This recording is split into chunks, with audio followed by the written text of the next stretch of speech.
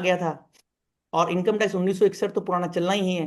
तो कोहली जी बड़ा इंटरेस्टिंग है, वो तो पढ़ने वाले जो बड़े स्कॉलर्स हैं, टैक्स स्कॉलर्स हैं, मैं तो कहीं गिनती में नहीं हूँ शिवानी जी, उसको जब डिसाइड, अभी बड़ी जबरदस्त इस पे ही चीज चलेगी, जैसे 1961 एक्ट की अमेंडमेंट्स, 1961 लॉ की अमेंडमेंट्स और 2025 लॉ की अमेंडमेंट्स के लिए दो अलग अलग सेक्शन है। आप समझ रहे हैं, this itself Rajesh ji is a different kind of thing, कि 19 आपको अगर बजट को, फाइनेंस बिल 2026 को समझना है, तो आपको इस बात को बहुत ध्यान से समझना पड़ेगा कि कौन से चेंजेस 2025 के एक्ट में हुए हैं और कौन से चेंजेस 1961 के एक्ट में भी हुए हैं, क्योंकि ज्यादा चेंजेस जो है मेन वो 2025 के एक्ट में है, हम्म। जो 1/4/26 से लागू हुआ है। Am I right Shivani ji? बिल्कुल ठीक है। So one has to be very clear about it कि दिस फाइनेंस बिल 2026 मेरे जीवन काल में, सर, ये पहली बार ऐसा हुआ है कि जहां एक बिल के अंदर दो एक्ट की अमेंडमेंट्स। इसलिए राजेश भाई, उसको डिस्कस करना, उसको एनालाइज करना कोहली जी, और उसका प्रैक्टिकल इम्प्लीकेशन निकालना अपने आप में एक डिफरेंट टास्क है। हम्म। बट ये इसमें है। दूसरा बात, कि जो आप लोग बात कर रहे थे सेमिनार चालू होने से पहले, उस पर भी मैं आऊंगा। मैंने 17-18 पॉइंट्स राजेश भाई नोट किए हैं, जितना मैं पढ़ पाया पिछले 5-6 घंटे में, जब से बजट की कॉपी आई है। आप सब उसको पॉइंट बाय पॉइंट नोट कर लेंगे। मैंने अपनी तरफ से पूरी कोशिश करी है, कोहली साहब, I will try to do justice जितना मेरे से हो पाएगा। तो 17-18 पॉइंट्स मैंने खिमानी जी नोट किए हैं। वो 17-18 पॉइंट्स मैं आपको कोशिश करूंगा कि आई विल ट्राई टू, कि आप लोगों को मैं बता पाऊं। तो जैसे मैं इस बजट को राजेश भाई एनालाइज कर रहा था ब्रॉडली इनकम टैक्स पर्सपेक्टिव से, क्योंकि हमारा पर्सपेक्टिव आज की डिस्कशन का, मेरा पर्सपेक्टिव को इनडायरेक्ट, नो किरुबंतन जी, इंग्लिश में नहीं, आई आई कांट सर प्लीज, क्योंकि 90% हमारा लोग जो है वो हिंदी वाला है, उसको हिंदी से ही, क्यों राजेश भाई? ठीक है जी सर। सर। हाँ जी। So you have to bear with me, sir. Whatever good friend is there, because our majority of participants are North Indian, and they always want, and they have always said me to speak in Hindi more. So you have to bear with. So what I was saying, Rajesh bhai, if I was when I was analyzing Kohli ji की, मैं when I was analyzing इसको, मैं देख रहा था पूरे को, तो एक बड़ी इंटरेस्टिंग चीज नजर आई कि खिमानी जी बजट स्पीच के अंदर, जहां honourable finance minister Nirmala madam जब बोल रही थी, तो उसमें हमने बहुत सारे गुड़ी गुड़ी चीजें देखी। हम्म। ज्यादातर तो उसमें गुड़ी गुड़ी ही है, पर उसके हम्म। अंदर जो रेट्रोस्पेक्टिव अमेंडमेंट्स हुए उसका कोई जिक्र नहीं है। हाँ। ये बड़ा कमाल का है राजेश भाई, जी। कि जैसे इसमें मैं आपका ध्यान चाहूंगा, मैं अपना सबसे पहला पॉइंट, बुलेट पॉइंट आप नोट करिए, retrospective amendments not in budget speech. What is this trend?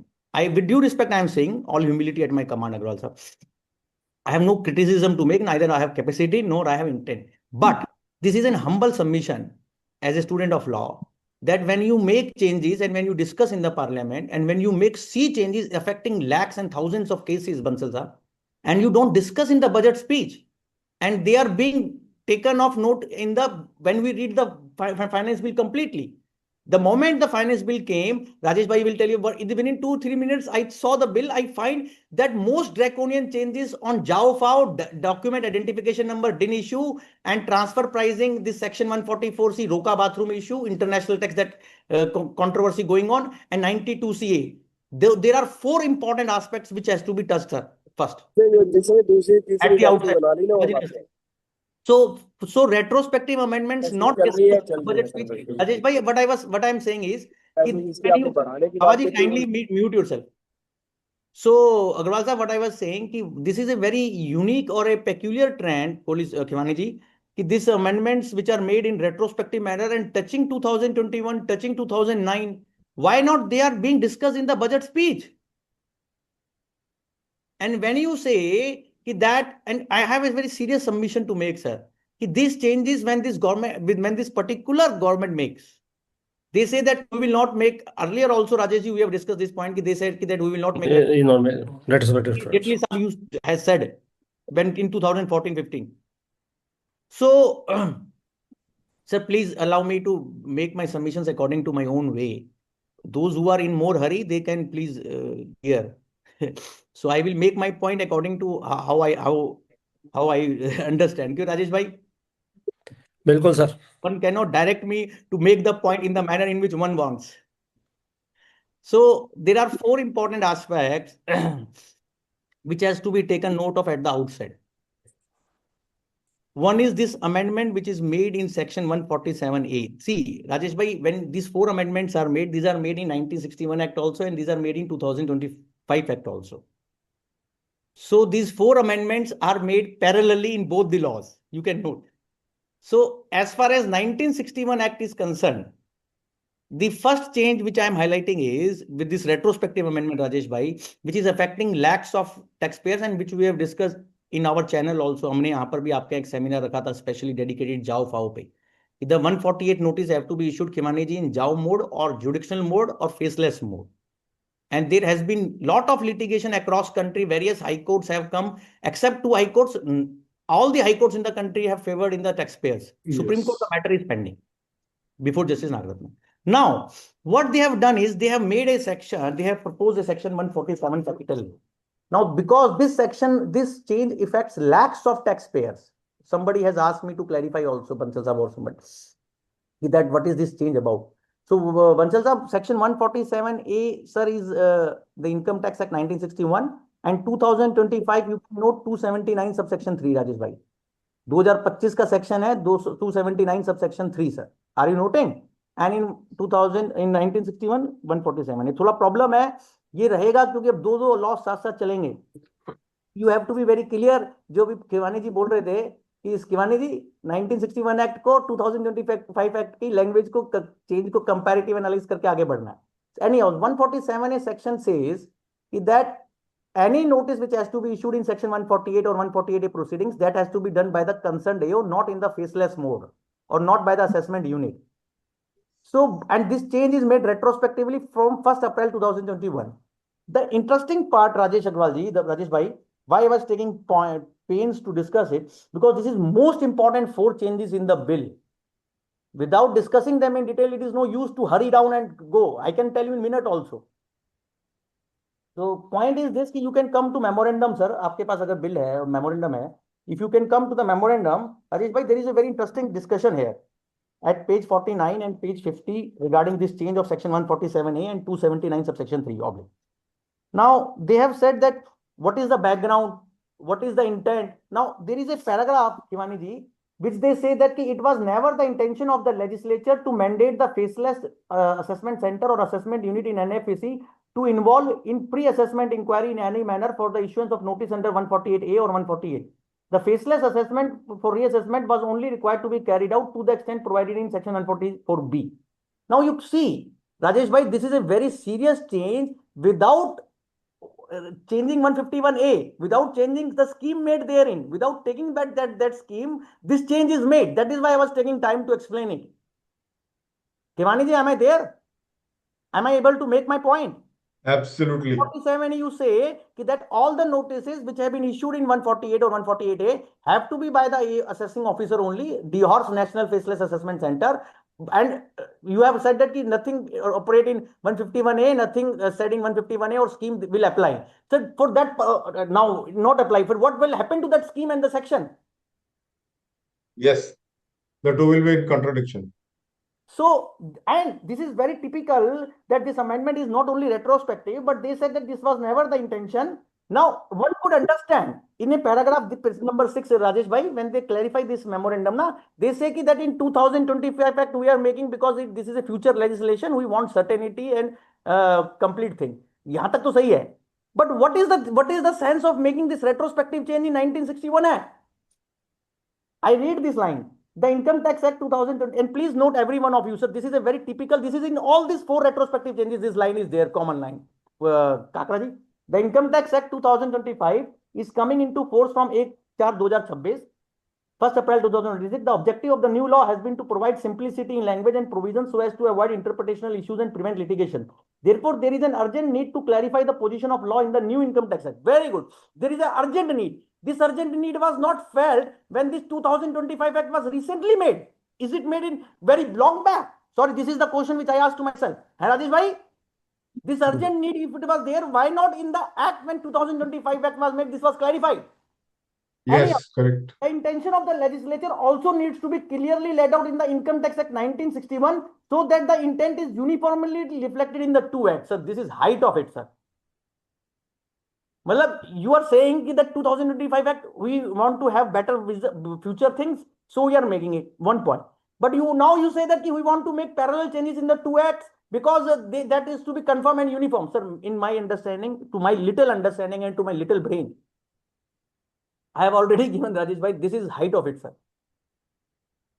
This controversy has generated, this issue has generated so much of litigation, and already so much of courts have said, and I don't know why these mistakes which the revenue officers do, why not the rule of law operates, why not as per constitution the courts are allowed to say. Now you are saying that you just said that this issue is pending Supreme Court. They have recognized this point, but still they have clarified, and they have clarified it from the retrospective effect in 1961 Act also, in 2025 Act also they have.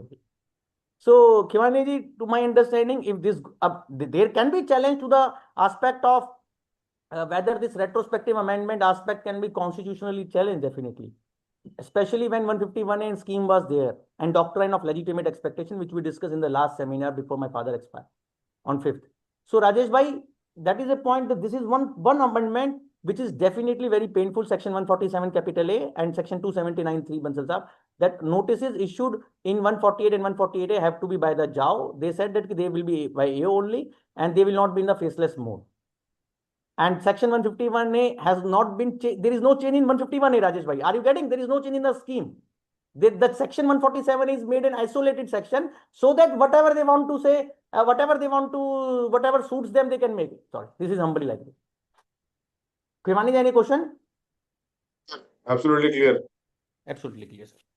So, second aspect is, sir, section 292BA. 292BA. Now, 292BA 1961 Act, and the parallel change is in 522 subsection 2. Rajesh bhai, this is very painful to correlate. 292BA Income Tax Act 1961 and section 522 subsection 2, 2025. Now, the change is, now to see, this is again a very, very painful change to my humble submission, Khimani ji. Document identification number circular was given in 2019, dated 14th August 2018. What is the date today? 2026. How much time has lapsed, Rajesh bhai? 7 years, almost 6 years. 7 years. Now, in that circular, which was the board issued it, and which was driven by our government FM's objective that any document on which DIN is not complied with, that has to be put to dustbin. That was one of the statement. And there was yes. this effect. If I'm not wrong, I'm not making yes. It is in Parliament. Now, Bansal Saab, see, this circular also said that any issue, notice, etc., order in violation of this circular number 19 of 2019, dated 14th August 2019, which is document identification number circular by CBDT, said that any document issued in violation of this circular will be non-est, deemed to be non-est, and will be deemed to have been never issued. Now, they have said that we have found various courts have quashed various assessments. I am reading from memorandum explaining this change again in page 50 and 51 of memorandum. Rajesh bhai, ये भी note करिए, वो 4950 था पहले वाला, अब 51 है. इसका खिमानी जी पैराग्राफ नंबर 2 बहुत इंपॉर्टेंट है, जो इसकी चेंज का है, दिन वाले का, पेज नंबर 50 और 51, 50 and 51. Circular 19 of 2019 provided for quoting of a computer-generated DIN on inter alia assessment orders. There have been various judgments of high courts where assessments have been held to be invalid. Kindly note this word in the memorandum. How can one on spacious grounds? मतलब बेकार के grounds. You are saying that there have been judgments of various high courts where assessments have been held to be invalid on spacious grounds, means hollow grounds, like non-quoting of DIN on every page of the assessment order. ये किसी ने नहीं कहा कि every page में होना चाहिए. Courts ने कहा कि assessment order की body में होना चाहिए या otherwise उसमें लिखा होना चाहिए जैसे circular में बोला हुआ है. Or non-quoting of DIN on the body of the order, even where DIN was lawfully generated and quoted in communication accompanying the said orders. Now, they say this has resulted in an interpretation where assessments have been annulled, even though they are in conformity with the requirements of the law. And they say that section 292 capital B, kindly note this section, Rajesh bhai, ये section पहले से है बहुत. ये section क्या कहता है? Curable mistake का concept, कि what mistakes are curable, Bansal Saab, and what mistakes are not curable. कि anything done which is in substance with the law, but there is minor mistake, then it is curable. It will not affect the validity. This is called as concept of curable error. That is in section 292B. But circular came in 2019 with a very clear specification that if there is a violation of DIN circular, Khivani ji, then the document and the particular order or etc. will be treated to be invalid and non-est. Non-est is the word. It will be not existing as such. And 292B has no role to play in it. Yes. Now what they say, kindly see the joke, sorry, with this very painful and jocular sense, Rajesh bhai, I'm using this word. They say that section 292 capital B always come to the rescue of the department, even though this circular exists today. वो circular वापस नहीं हुआ है, please. ये मैं amendment में 5 minute लगाऊंगा. This circular of DIN is still there, Khivani ji, still there. Yes. And kindly see the Bansal sir, the pattern of this amendment. This amendment in 292B capital A is extension of section 292B. Are you noting what I am saying? Right. Yes. I will read because आपको समझ में आने के लिए, क्योंकि बड़ा interesting ये section जिसने भी बनाया उसको बहुत अच्छा पुरस्कार मिलना चाहिए विद ड्यू रिस्पेक्ट। राजेश भाई हंसने की बात नहीं है ये सर, आप समझिए फिर हंसना इसको। 292BA के आगे लिखा है notwithstanding anything contain in any judgement order और डिक्री ऑफ एनी कोर्ट। पहले में तो ये समझ में नहीं आता मेरे को कि जो हमारे यहाँ रूल ऑफ लॉ की परिभाषा है उसके हिसाब से इस तरीके की लैंग्वेज मैंने अपने कैरियर में रेट्रोस्पेक्टिव अमेंडमेंट पहले भी हुई है, पर ये जो लैंग्वेज है ना ये भी आपको चारों अमेंडमेंट में मिलेगी। Notwithstanding anything contain in any judgement order और decree of any court. Sir हमारे देश में संविधान के अंदर लोग कोर्टों में जाकर लड़ाई क्यों करते हैं सर, अगर ऐसी लाइन आनी है? बंसल साहब, notwithstanding anything contain in any judgment any order any decree of any of for the removal of doubts, it is hereby clarified for purposes of section 292B. Now this amendment in 292B is saying it is for purpose of section 292B. Yes. That no assessment under Rajesh भाई clear होगा, ये 292BA section जो है वो 292B का extension है, because it clearly says it is for purpose of section 292B. That Yes, no correct. assessment under any provisions of this. Now kindly note, इन्होंने सिर्फ खिवानी जी assessment word use किया है. Correct. That no assessment under any provisions of this act shall be invalid or shall be deemed to have been invalid on the ground of any mistake, defect, omission in respect of quoting of a computer generated identification number, comma, ये last की line Rajesh भाई बहुत important है. If the assessment order is referenced by such number in any manner. अब इसके दो बात है कि that it is talking about assessment, जबकि दिन का जो सर्कुलर था बंसल साहब वो खिवानी जी वो सबको कवर करता था, नोटिस को, अप्रूवल्स को भी कवर करता था, सबको करता है। Yes, yes, yes, उसमें correct. वर्ड लिखा हुआ assessment, you note it, very important point, Yes, assessment correct. Under any provisions of this act. अब चलो आपने असेसमेंट को सेव किया, बाकी चीजों का क्या बना? वो तो रहेगी, डिफेक्टिव है। राजेश भाई समझ रहे हो मेरी बात? जी सर, जी सर। पहली बात तो 292B का एक्सटेंशन है, ये इंडिपेंडेंट सेक्शन नहीं है 147A की तरह, वो तो 147A उन्होंने इंडिपेंडेंट बना दिया। ये 292BA जो बनाए 292B का छोटा भाई कह लो या उसका सक्सेसर कह लो। और 292BA में लिखा है it is for purpose of 292B targeting saving assessments only where there is a mistake in quoting of computer generated DIN provided the assessment order otherwise refers to the DIN। Yes. अब ये जो line है last में लिखी है इसका भगवान ही मालिक है इन्होंने कैसे if the assessment order is referenced by such number in any manner.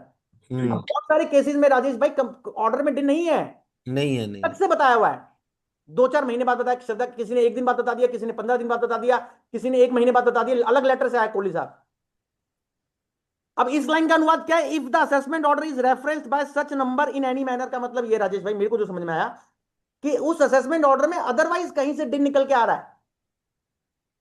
If the assessment order is referenced by such number मतलब DIN इन एनी मैनर, और इसको मेमोरेंडम से कोरिलेट करिए, पेज नंबर 51 से पैरा 4 से पढ़ रहा हूं क्योंकि बहुत इंपॉर्टेंट पॉइंट है। बहुत सारे लोगों के केस में जहां ITT ने रिलीफ दिया हुआ है DIN पे और कोर्ट्स ने, वहां ये अमेंडमेंट कहां हट कर सकते हैं, इसलिए मैं इतना डिटेल में डिस्कस कर रहा हूं राजेश भाई।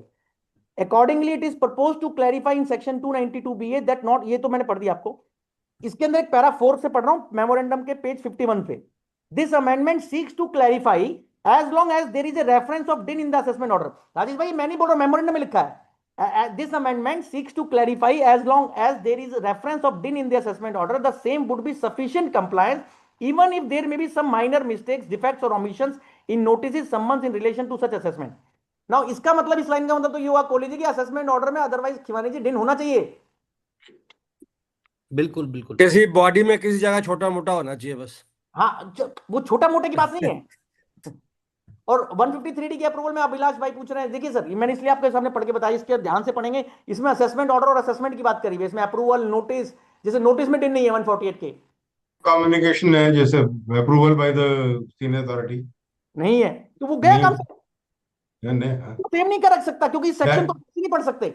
that is not been saved after this. हाँ, और दूसरी बात, ये मेरा हम्बल ओपिनियन है, और ये राइट, ये सब आशीष जी आप सही पूछ रहे हैं, तो इस सेक्शन के अंदर इतने सारे सवाल आएंगे 292 बी है, इसलिए मैंने ब्रदरली बोल दिया बड़ा कैड़े मन से, मुझे बोलना पता नहीं कि ये जिस सेक्शन है जिसको ड्राफ्ट किया है उसको वही बहुत सारी चीजें बता पाएगा सर, कि इसकी ड्राफ्टिंग में जो लिखा हुआ है पहले की notwithstanding anything contain in judgment, उसके आगे for the removal of doubts, for आगे फॉर पर्पस ऑफ 292 बी, मैंने इसको बड़ा पैराग्राफ करके बताया राजेश भाई। नो असेसमेंट, फिर invalid on ground of any mistake, defect, omission in respect of quoting of computer generated in if the assessment order is referenced by such number in any manner.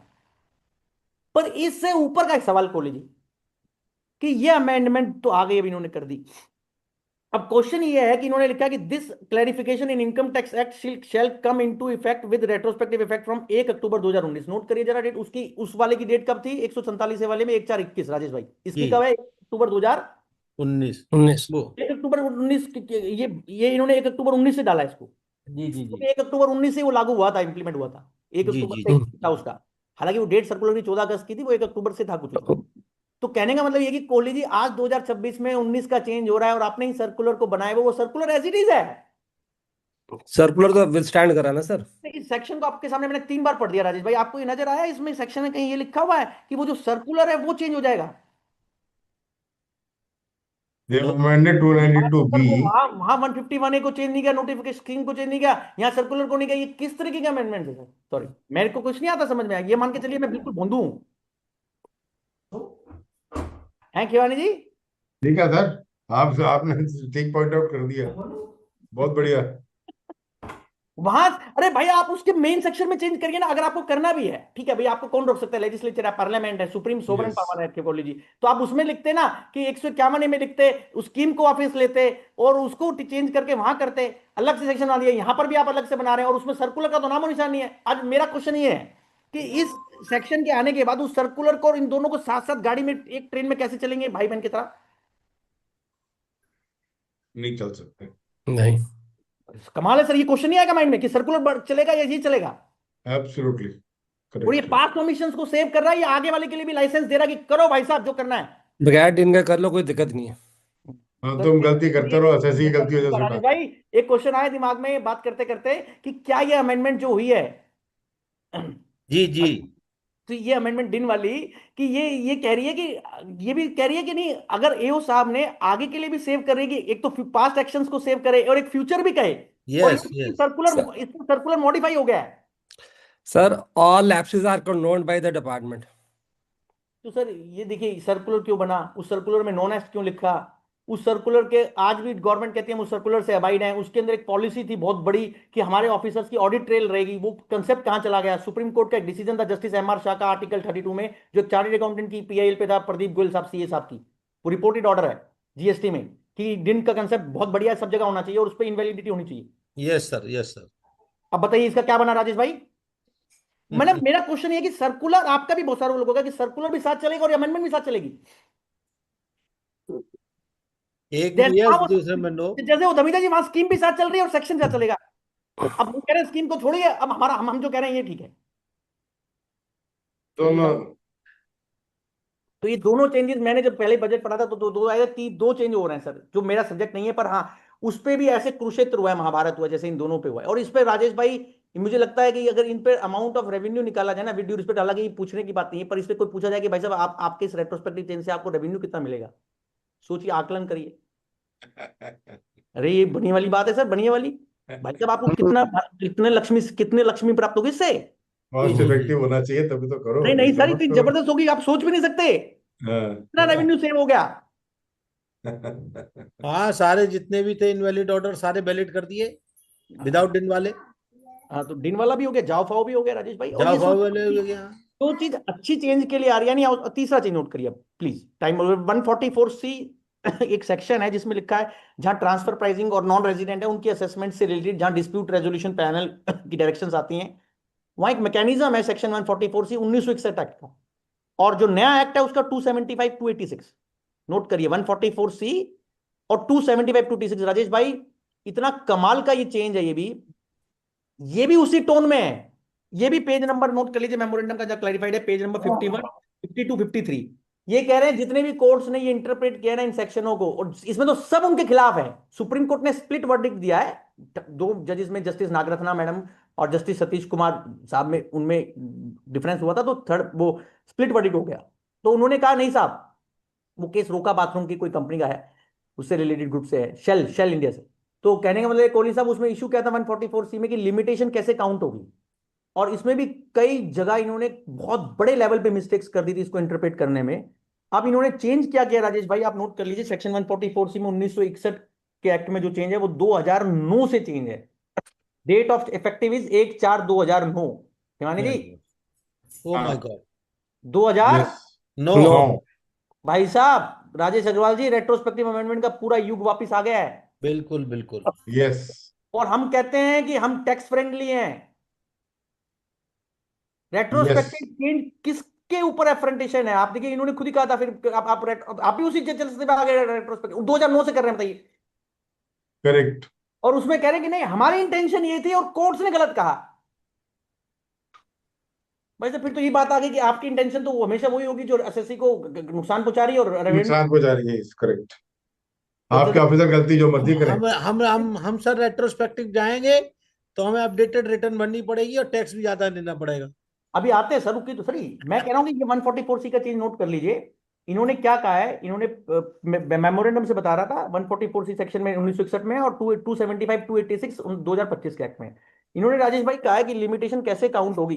Sir कह रहे हैं अरे भाई साहब वो तो जो पेरेंट जिसमें चेंज कर रहे हैं ना, सही पूछ रहा है, या एसके आईफोन वाले सेक्शन जो है, एसके आईफोन वाले भाई साहब, ये इनके आइडेंटिटी नहीं होती ना, एनोनिमस नहीं होना चाहिए सर। हमारे को नाम बोलना हो तो हम प्यार से नाम भी नहीं, जैसे बिहारी जी को बोलना है, गिरधर बोलना है तो गिरधर लाल भी नहीं बोल सकते, मोहन नहीं बोल सकते, माधव भी नहीं बोल सकते, केशव भी नहीं बोल सकते, कन्हैया भी नहीं बोल सकते, लाला भी नहीं बोल सकते, श्यामा भी नहीं बोल सकते, बताओ आईफोन बोलेंगे? सोचिए any house, with due respect. तो कहने का मतलब राजेश भाई ये है, कहने का मैं कहां बोल रहा था कि ये चेंज 1961 से इसलिए 62 से इसलिए नहीं, क्योंकि वो सेक्शन जिसमें पेरेंट में चेंज किया वो कब आया है, उसी से होगा ना। इतनी मूर्खता तो ना कोई करके, सॉरी आप क्या सोच रहे हैं? तो वो चेंज जो ओरिजिनल है उसी में से, उसी से तो कोरिलेट करेगा भाई साहब, समझ आई खिवानी जी? तो ये कह रहे हैं कि 144C की जो इंटरप्रिटेशन है, जो लिमिटेशन होगी, इसमें बहुत सारे ऑर्डर्स टाइम बार्ड हो गए थे, हाँ करोड़ों रुपए का रेवेन्यू का इन्वॉल्व था। अगेन ये सारे चेंजेस वो हैं चारों जिनमें कई लाख करोड़ का रेवेन्यू इन्वॉल्व है। जी जी जी। यस करेक्ट इसलिए रेट्रोस्पेक्टिव भी हैं, और इसलिए इनको जजमेंट्स को, इसलिए इनको बजट स्पीच में शायद ज्यादा महत्वता नहीं दी गई, इसलिए इनको बिल में ही रखा गया, इसलिए इनको हमारे जैसे लोगों के लिए पढ़ने के लिए छोड़ा गया। अब इससे ज्यादा मैं नहीं बोल सकता सर। चौथा point 92CA section subsection 3A, ये भी राजेश भाई उसी टाइप का चीज है, 92CA सबसेक्शन 3A। इसकी भी डेट नोट कर लीजिए, इसकी डेट है भाई साहब 1 जून 2007। ओह साहब। कब से नोट कर रहे हैं सर? 92CA, खिवानी जी उधर चले गए, 92CA सबसेक्शन 3A का, इसमें भी लिमिट ट्रांसफर प्राइसिंग की असेसमेंट से रिलेटेड कोई लिमिटेशन का चेंज है दमीजा जी। मेन बात ये रेट्रोस्पेक्टिव चेंज कब से किया गया? 1 जून 2007। जब से ट्रांसफर प्राइसिंग आई है। जो हमारे असेसिंग ऑफिसर कर रहे थे वो सही थे, कोर्ट्स को नहीं समझ में आया था, कोर्ट्स ने हमारी इंटेंशन को नहीं समझा। मेरे को बहुत अच्छा लगता है राजेश भाई कि कोई ऐसा मंत्र बिहारी जी देते, या कोई ऐसी रामचरितमानस में गोस्वामी जी चौपाई देते, जिनसे ये इंटेंट नाम की चीज को कोई डेसिफर कर सकता था। ये कहाँ पाई जाती है, इसको कौन बताता है, ये किस समय पाई जाती है, इसको कैसे समझा जाता है? खिवानी जी विद ड्यू रिस्पेक्ट ऑल। चलिए, ये चारों चेंजेस थे, इसलिए राजेश भाई इन चारों चेंजेस के ऊपर तो इतनी अग्नि अभी, ये कुछ चेंज ऐसे तो नहीं क्योंकि बहुत बड़ा स्टेक इन्वॉल्व है। आने वाले टाइम में बंसल साहब इस पे दोबारा से कुरुक्षेत्र होगा।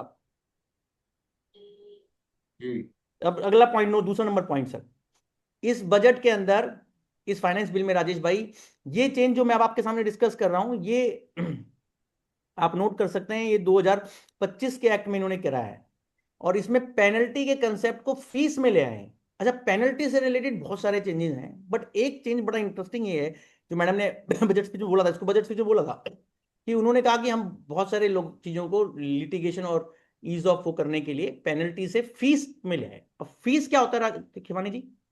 फीस होता है कि आप देनी है, मतलब वो तो जैसे आपको मैंडेटरी है, वो तो देनी पड़ेगी। हाँ, यस। Violation. कॉस्ट वगैरह देनी पड़ेगी। अच्छा, आप ये बात समझते हैं सारे, मेरे को इसको बार बार नहीं बोलने की जरूरत है, जब किसी चीज का कैरेक्टर चेंज करते हैं पेनल्टी से फीस का, तो उसमें क्या बेसिक चेंज आता है? ये लॉबल एक्सपेंडिचर आ जाएगा। सर वो वेव नहीं हो सकती, उसको उसकी वेव नहीं होगी सर, मैंडेटरी होगी, खत्म होगी, आप कोई कंटेस्ट नहीं कर सकते फीस को। चलिए, तो इसमें तीन चीजें सर इन्होंने करी, जो आपको मैं बता रहा हूं, आप नोट कर सकते हैं सर। इन्होंने तीन चीजों को पेनल्टी से के ग्रेड से फीस में ले आए हैं। इस वाली आप नोट कर लीजिए, 2025 के एक्ट के सेक्शन लिखवा देता हूं आपको, कहाँ है? 428 सेक्शन 428 में clause number B, clause number C, clause number D. Rajesh भाई, क्लॉज नंबर बी क्या है? ऑडिट की पेनल्टी को उसमें डाल दिया फीस में। क्लॉज नंबर सी है ट्रांसफर प्राइसिंग की रिपोर्ट से संबंधित, जो रिपोर्ट की फाइलिंग को। और क्लॉज नंबर डी जो फाइनेंशियल स्टेटमेंट फाइल होती है उसकी फाइलिंग को, फाइनेंशियल ट्रांजेक्शन की स्टेटमेंट को। और उसमें क्या किया इन्होंने कोहली साहब, जैसे if I talk about section 428 clause B, जो ऑडिट वाली है, उसको समझाने के लिए आपको, उसमें इन्होंने कहा है कि अगर आपने ऑडिट रिपोर्ट लेट फाइल करी, तो उसके अंदर उन्होंने ये बता दिया कि अगर आपका डिपेंडिंग अपॉन कि आपका डिले कितना है, जैसे 1 महीने का डिले है तो इतने रुपए की फीस, और 1 महीने से ज्यादा का डिले है तो राजेश भाई इतनी फीस, इतनी जो भी फीस। है, डबल ट्रिपल। हाँ, तो वो फीस कर दी, उसको फीस कर दिया, जी जी पेनल्टी जी। में फीस कर दिया। Are you getting my point? मैं बताऊं, दोबारा यस बताऊं, सर, यस यस। आप समझ पा रहे हैं जो मैं कहना चाह रहा हूँ? तो नॉन अपीलेबल है ये तो। मैं, हाँ, जैसे इसमें क्या किया नोट कर सकते हैं, जैसे 1,000 रुपए का सम, अगर 1,000 इसमें है राजेश भाई, 428B में, if the furniture beyond 9 months, अगर 9 मंथ्स के बियॉन्ड आपने फाइल करी है 263(5) में, ये तो रिवाइज, उसकी रिवाइज किया है, फेलियर टू गेट, हाँ, 75,000 रुपए की फीस देनी है आपने फॉर डिले अप टू 1 महीने, और 1,50,000 की उसके बाद। ये ऑडिट वाले के लिए है। ओह शाबाश। मतलब एक दिन के डिले पे भी 75,000 रुपए। हाँ जी, हाँ जी, मैं कोरिलेट करके बोल रहा हूँ ना आपके सामने, इसलिए मैंने खोल लिया साथ में। हम्म। 1.5 लाख। और दूसरा, अगर जो जो वो रिपोर्ट वाली पेनल्टी थी, उसका 50,000 और 1 लाख, 1 महीने के बाद है, 1 महीने के अंदर। और एक और इसमें नोट कर लीजिए, 428B में क्या लिखा है कोहली जी, अगर आप रिवाइज रिटर्न फाइल करते हैं, तो रिवाइज रिटर्न का, जैसे इन्होंने सेक्शन 263 में टाइम लिमिट बढ़ा दिया, 9 महीने से 12 महीने कर 12 दिया, महीने कर 12 दिया। महीने। और उसके अंदर आपको दक्षिणा देनी पड़ेगी, जैसे शुल्क देना पड़ेगा, फीस का शुल्क देना पड़ेगा, शुल्क हो गया ना ये? हम्म। कितना देना पड़ेगा? अगर आपने इफ द टोटल इनकम, वो टोटल इनकम से, अगर आपकी टोटल इनकम 5 लाख तक है तो प्रभु 1,000 रुपए, और अगर आपकी 5 लाख से ज्यादा है तो 5,000। ये कब देना है? जब आप रिवाइज रिटर्न फाइल करेंगे उसके साथ। तो इन्होंने पेनल्टी से उसको फीस फीस में में कर दिया। कन्वर्ट कर दिया। हाँ, और इसमें इनका लॉजिक बहुत अच्छा है मेमोरेंडम में राजेश भाई, ये भी पढ़ने वाले के लिए, कि फीस इसलिए कर रहे हैं हम इनटू मैंडेटरी फीस, लिखा ना, in this regard it is considered that penalties for technical delays should be converted into mandatory fees, as fees reduces litigation for technical fault. अब ये मेरी समझ से परे है, फीस रिड्यूसेस लिटिगेशन, ये तो आपने दंड लगा दिया उसके ऊपर, कोष मूलो दंडा। चलिए, एनी हाउ, ये नया कंसेप्ट है। अब इसका मतलब ये होगा शिवानी जी की आने वाले टाइम में फीस करण होता रहेगा। क्या होता रहेगा? फीस करण। जैसे होता है ना। आधुनिकीकरण। हाँ, फीस हाँ, देते जाओ। आगे बढ़ते हैं सर, तीसरा पॉइंट, तीसरे पॉइंट पे आइए। अभी देखिए, अभी आप लोग मेरे से सेमिनार करने से पहले खिवानी जी और कोहली साहब एक बड़ी अच्छी गुफ्तगू कर रहे थे कि पेनल्टी के अंदर इन्होंने बड़ा इंटरेस्टिंग चेंज किया है सर। और वो संघाई साहब बोल रहे हैं शुल्कीकरण, कितना अच्छा वर्ड निकाला है, संघाई साहब को साधुवाद है, ये बड़े प्यारे आदमी। तो कहने का मतलब ये है राजेश भाई, की पेनल्टी, जब से हम पैदा हुए ना, हमसे सीए करी, हमें ये सीखने को मिला कि penalty proceedings are different from assessment proceedings. आज यस सर। मैडम बोल रही थी तो एक उस चीज को धक्का लगा थोड़ा सा, उस कंसेप्ट को, जो टाइम इमेमोरियल से खिवानी जी चल रहा है, जब से 1961 का एक्ट है, पेनल्टी प्रोसीडिंग्स है, कि पेनल्टी इज डिफरेंट कोलिजी and assessment is different, independent of each other. अब उसका लॉजिक बड़ा इंटरेस्टिंग है। पहले मैं मेमोरेंडम के पेज नंबर 36 37 का जो बताया गया उसमें, पैराग्राफ 5, क्योंकि इसको पढ़ने से ही समझ में आएगा आपको कि उनके मन की बात क्या है। मन की बात तो समझ में आनी बहुत जरूरी है रखवानी में। आप लोग पढ़ते रहिएगा मेमोरेंडम को, मैं तो क्रक्स बता रहा हूं जितना मेरा टाइम है राजेश भाई। In this regard, it is considered that the above scheme lead to multiplicities. Above scheme का मतलब कि जहां असेसमेंट अलग हो रही है, पेनल्टी अलग हो रही है, तो उसको गवर्नमेंट कह रहा है, पार्लियामेंट लेजिस्लेचर कह रहा है, it is considered that the above scheme leads to multiplicity of proceedings, as eventually penalty has to be imposed based on findings of the assessment order and additions made in it and subject to the status of appeal proceedings. Further, taxpayer remains in uncertainty regarding the status of imposition of penalty, as the appellate proceedings may stretch to multiple years. Sir, ये logic दिया गया है इन्होंने इसके लिए कि हम चाहते हैं कि असेसमेंट ऑर्डर के अंदर ही पेनल्टी भी आ जाए। ठीक है, उसको थोड़ा सा उन्होंने सेविंग ये हो गया कि चेंज 1961 के एक्ट में भी है और 2025 में भी है। जो ऑर्डर्स असेसमेंट के 1/4/2027 के बाद पास होंगे, नोट कर लीजिए डेट 1/4/2027। 27। सर ये नोट कर ली, सर बात है आपने। Yes sir. तो राजेश भाई ये इनकम टैक्स एक्ट 1961 में भी चेंज है और ये इनकम टैक्स एक्ट 2000 25 में भी change। क्योंकि इन्होंने चेंज तो इफेक्टिव कर दिया है दोनों जगह। तो उसमें लिखा ये है 1961 के एक्ट में भी और 2025 वाले में भी कि जो ऑर्डर शिवानी जी 2025 के बाद पास होंगे उन पे ये लागू होगा 2027 के बाद, 1/4/2027 के बाद। और उसमें बिल्कुल क्लियर लिखा है, देखो मैं पढ़ के बता देता हूं क्योंकि इसमें ये कंफ्यूजन आएगा कि कब से इफेक्टिव है। इन्होंने लिखा है the propose amendment shall come into effect in the income tax act 2025 from 1st day of April 2026 and shall be effective from 1st April 2026. That is where any draft order or assessment order under section is made on or after 1/4/2027. Are you with me, sir, on this point? Yes Yes. Sir. Accordingly अब राजेश भाई ये अपने आप में बहुत बड़ा एक catch बन जाएगा कि जब असेसमेंट ऑर्डरों में ही पेनल्टी लग जाएगी तो ये एक नया युग है, मेरी कल्पना के बाहर है कैसे होगा, क्योंकि हमने होते भी नहीं, मैंने तो नहीं होते देखा। आप लोगों में किसी फलानी जी आप लोग बड़े हैं, कभी ऐसा इनकम टैक्स में 1961 में हुआ कि असेसमेंट ऑर्डर के साथ ही पेनल्टी का भी दान मिल रहा है, पेनल्टी का ये अप्लाई नहीं कर सकते, बड़ा मुश्किल है इसको करना। का भी उपहार मिल रहा है। You have to be given opportunity being heard, means area to establish whatever. मतलब बताइए कैसे पेनल्टी ऑटोमेटिक कैसे हो सकती है? इसकी नहीं, कॉन्स्टिट्यूशन पे तो बहुत सीरियस सवाल होगा कि can penalty be automatic to assessment हाँ correct. when Supreme Court and constitutional jurisprudence says that penalty is different and penalty requires some different additional criteria and it can't be mere based on findings of assessment order in quantum proceeding. और penalty के लिए इसका मतलब SCN भी नहीं देंगे ये? वैसे भी तो नहीं कुछ नहीं है ही नहीं ना। कुछ है नहीं, खत्म हो गया ना, क्लब हाँ होगी। सब खत्म हो गया वो तो। वो तो चलो ठीक है, शोकॉज नोटिस की रिक्वायरमेंट चलो आ भी गई राजेश भाई, पर असेसमेंट ऑर्डर के साथ ही पेनल्टी लगना अपने आप में आप देखिए कितना फेटल है। अनवर अली का केस है सुप्रीम कोर्ट का 77 आईटीआर पढ़िए, आज से नहीं ये जुरिस्प्रूडेंस चल रही कॉलेज जी। अनवर अली जब 271 की कॉन्स्टिट्यूशनल वैलिडिटी चैलेंज हुई थी, हाँ एनी हाउस अनुज अग्रवाल जी बोल रहे हैं जीएसटी लॉ से लिया गया, एनी हाउस से लिया गया सर ये तो। सर अपील के लिए भी ये फिर 10% जमा कराना पड़ेगा, इसका भी पेनल्टी का भी। चलिए आगे बढ़ते हैं राजेश भाई। तो ये पेनल्टी का जो चेंज है बड़ा इंटरेस्टिंग चेंज है कि इन्होंने कहा कि imposition of penalty for under reporting और misreporting within assessment order, और वो 1/4/2027 के बाद जो ऑर्डर पास होंगे उसमें होगा। अब एक इसके आगे चेंज राजेश भाई बड़ा इंटरेस्टिंग चेंज है क्योंकि वो कोरिलेटेड मैनर में तीसरा बुलेट पॉइंट सर, तीसरा बुलेट पॉइंट या चौथा बुलेट पॉइंट, पहला था हमारा रेट्रोस्पेक्टिव अमेंडमेंट, दूसरा था पेनल्टी टू राजेश भाई, तीसरा था पेनल्टी विद असेसमेंट ऑर्डर। चौथा पॉइंट कि अंडर रिपोर्टिंग और मिस रिपोर्टिंग की जो पेनल्टी है उसमें आज की तारीख में जो आपको वेवर मिलता है पेनल्टी का वो सिर्फ अंडर रिपोर्टिंग की पेनल्टी का मिलता है अंडर सेक्शन 270AA।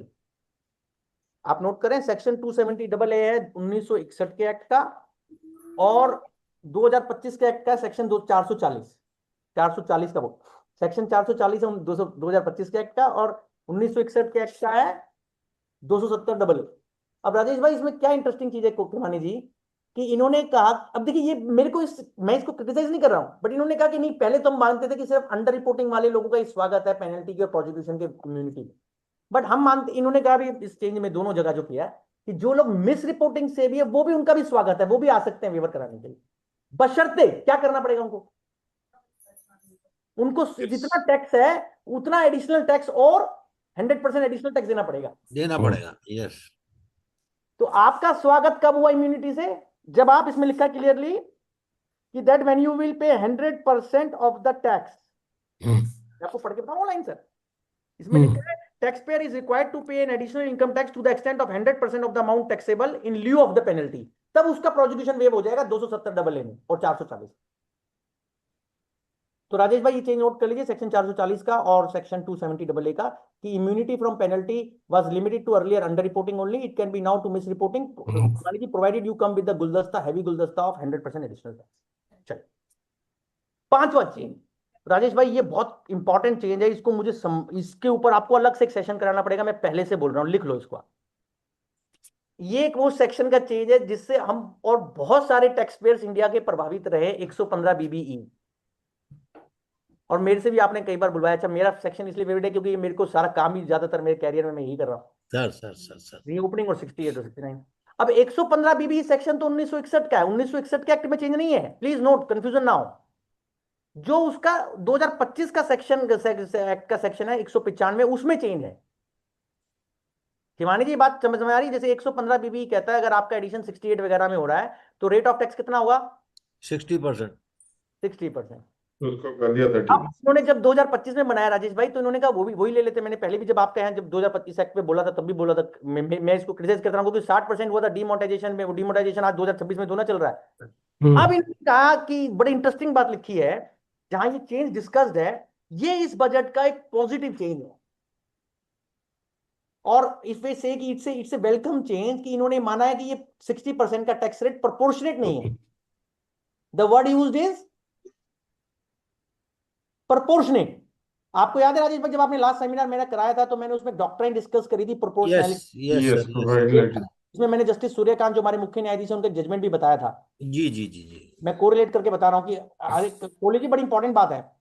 तो इन्होंने क्या कहा कि अब 195 वाले सेक्शन में इन्होंने कह दिया राजेश भाई कि हम 60% वाले रेट को कितना कर रहे हैं? 30 कर रहे हैं, 60 वाले को 30। बट 115 बीबी में नहीं करा। कहाँ वो किया वही है? रह गया। 2026 वाले में। तो आप कहेंगे तो बहुत अच्छा हो गया कपिल भाई, अब तो 60% रेट नहीं लगेगा, अब तो 30% लगेगा 68 का एडिशन को। यहाँ तक तो आपको बहुत अच्छा लग रहा है, पर आगे बढ़ते हैं। ये गुलदस्ता जब आपको अच्छा लग रहा है, अभी अभी अभी कम अच्छा लगेगा। इन्होंने कहा कि उसकी पेनल्टी अलग से होती थी पहले 271 AAC की। जैसे आप समझ रहे हैं, जैसे 271 AAC तो सेक्शन है 1961 का राजेश भाई, उसमें लिखा है 10% पेनल्टी लगेगी जहां 68 वगैरह का एडिशन। ये अभी क्या है, ये 271 AAC अभी भी एज इट इज है 1961। उसका एक कॉरेस्पॉन्डिंग सेक्शन था जो राजेश भाई 443 नंबर था, नोट करिए, बड़ी इंटरेस्टिंग बात है खिवानी जी। जी 443 नंबर सेक्शन था 2025 में, उसको ऑमिट कर दिया है, जो 271 AAC का सक्सेसर था। वो कह रहे हैं आपको स्पेशल पेनल्टी की जरूरत नहीं है। हम ये मान रहे हैं राजेश भाई कि जितने भी केसेस में 68 वाला एडिशन या 195, सॉरी ये 195 वाला एडिशन हो रहा है जो 2025 का, इसमें मिस रिपोर्टिंग की पेनल्टी लगेगी, वो हम मिस रिपोर्टिंग 443 में चेंज कर दिया। मैं समझ गए मेरी बात आप, कि if any addition happens in the new law 1426 के बाद 2025 में जो अनएक्सप्लेन कैश क्रेडिट का एडिशन होता है, तो उस पे टैक्स रेट 95 में 60 से 30 कर दिया कोहली जी हाँ जी। प्रोस्पेक्टिवली। बट उसके जो जब भी 1426 है, बट उसकी जो पेनल्टी थी वो वहां से 271 AAC से हटाकर अब कहां पर आ गई? 443 से हटाकर, नोट कर लीजिए सर, 439 सेक्शन है जो मिस रिपोर्टिंग की पेनल्टी का डिस्कस करता है नए लॉ में राजीव भाई, उसके सब सेक्शन 11 में अलग से डाल दिया। तो पेनल्टी कितनी लगेगी? जितना वो उसमें दो दो जितना आप टैक्स था। हाँ। और एक अभी अभी कंप्लीट नहीं हुई है माला, कंप्लीट नहीं हुई, इस माला को कंप्लीट करने दीजिए। जैसे तो जैसे इन्होंने इसको मुझसे रिपोर्टिंग में डाला ना राजेश भाई, तो इन्होंने कहा वो लोग भी जब आएंगे, ऐसे लोग जिसपे 195 की वजह से पेनल्टी, वो 195 की वजह से एडिशन हुआ है और पेनल्टी लग रही है, वो कह रहे हैं वो इम्यूनिटी लेने आएंगे तो उनको 100% नहीं देना, जो मैंने भी थोड़ी देर पहले बताया था, उनको 120% देना है। अरे सर मैं एक मिनट आपको कहूंगा कपिल भाई सब पहली बात, 195 के सेक्शन में टैक्स रेट कितना हो गया? 60 से 30। पॉइंट नंबर 1, उसकी स्पेशल पेनल्टी ऑमिट हो गई। पॉइंट नंबर 2, कभी पॉइंट नंबर 3, वो कहां आ गया पेनल्टी के सेक्शन में? मिस रिपोर्टिंग में आ गया, जो भी 195 वाली इनकम है। राजेश भाई क्लियर है? करेक्ट। और अगर वो आगे से आकर उसमें इम्यूनिटी में आ रहा है, जो इम्यूनिटी कहां है? 440 अभी बताया था ना, 440 वोट का, उसमें 120% देना पड़ेगा सर। तो आप राजेश भाई गुलदस्ता अच्छा था, कैसा है? कट गए तो तो ये जिसने भी चेंजेस करे हैं, बड़ा एक बार तो दिखा दिया ना कि 60 से 30 कर दिया। देखने में छोटा लगे। पेनल्टी 120% का वेवर, और जो मिस रिपोर्टिंग में डालने से जो बनसे साहब इसका कॉस्ट बेनिफिट बनेगा, मेरे हम्बल अंडरस्टैंडिंग में, मुझे मैथ्स ये तो अरिथमेटिक्स बताएंगे, बट ये बहुत ज्यादा बन सकता है। देखने में छोटा लगे, घाव करे गंभीर। हाँ जी हाँ जी, चलिए। ये पूरी माला थी राजेश भाई, इस पे सेशन करना पड़ेगा क्योंकि ये 4 सेक्शन, हाँ करना नहीं पड़ेगा। आपको 4 सेक्शन नोट कराए मैंने इस चेंज के लिए। सेक्शन 195 2025 के एक्ट के हैं चारों। 195 में 60 से 30 हुआ, मैं रिपीट कर रहा हूँ कोई रह ना जाए। और 443 ऑमिट हो गया। 439 सबसेक्शन 11 में उन्होंने मिस रिपोर्टिंग में डाल दिया इसको, क्लॉज एफ में। और 440 के अंदर जहां इम्यूनिटी देते हैं वहां कह दिया 120% दोगे तब आपकी इम्यूनिटी मिलेगी इस पे, जो 195 वाली इनकम। आगे चलते हैं सर। तो राजेश भाई अगला चेंज ये है, इसके बाद वाला चेंज, कि एक पूरे इनकम टैक्स एक्ट 2025 में और 1961 में बहुत सारे प्रोसिक्यूशन के सेक्शन में चेंजेस हैं। अब प्रोसिक्यूशन कब होता है वैसे? प्रोसिक्यूशन होता है जब आपके टैक्स लग जाए, पेनल्टी लग जाए, तभी तो प्रोसिक्यूशन होगा। अब डिफॉल्ट हो। एक विजय कृष्णा स्वामी का ऑर्डर लिखा है 479 ITR 467, जो मेरे JK महेश्वरी साहब ने, मैंने डिस्कस भी किया कई बार कोहली साहब यहाँ। उसमें लिखा है कि प्रोसिक्यूशन ऐसे नहीं होना चाहिए, जब पेनल्टी वगैरह लग जाए सिर्फ टैक्स लगने से, असेसमेंट से प्रोसिक्यूशन नहीं होना चाहिए। अब एक रिपोर्ट आई थी, मैंने अग्रवाल साहब को शेयर करी, अग्रवाल साहब से मैं रिक्वेस्ट करूंगा ग्रुप पे डाल देंगे, वो एक बड़ी इंटरेस्टिंग रिपोर्ट है खिमानी जी, इट्स वर्थ रीडिंग।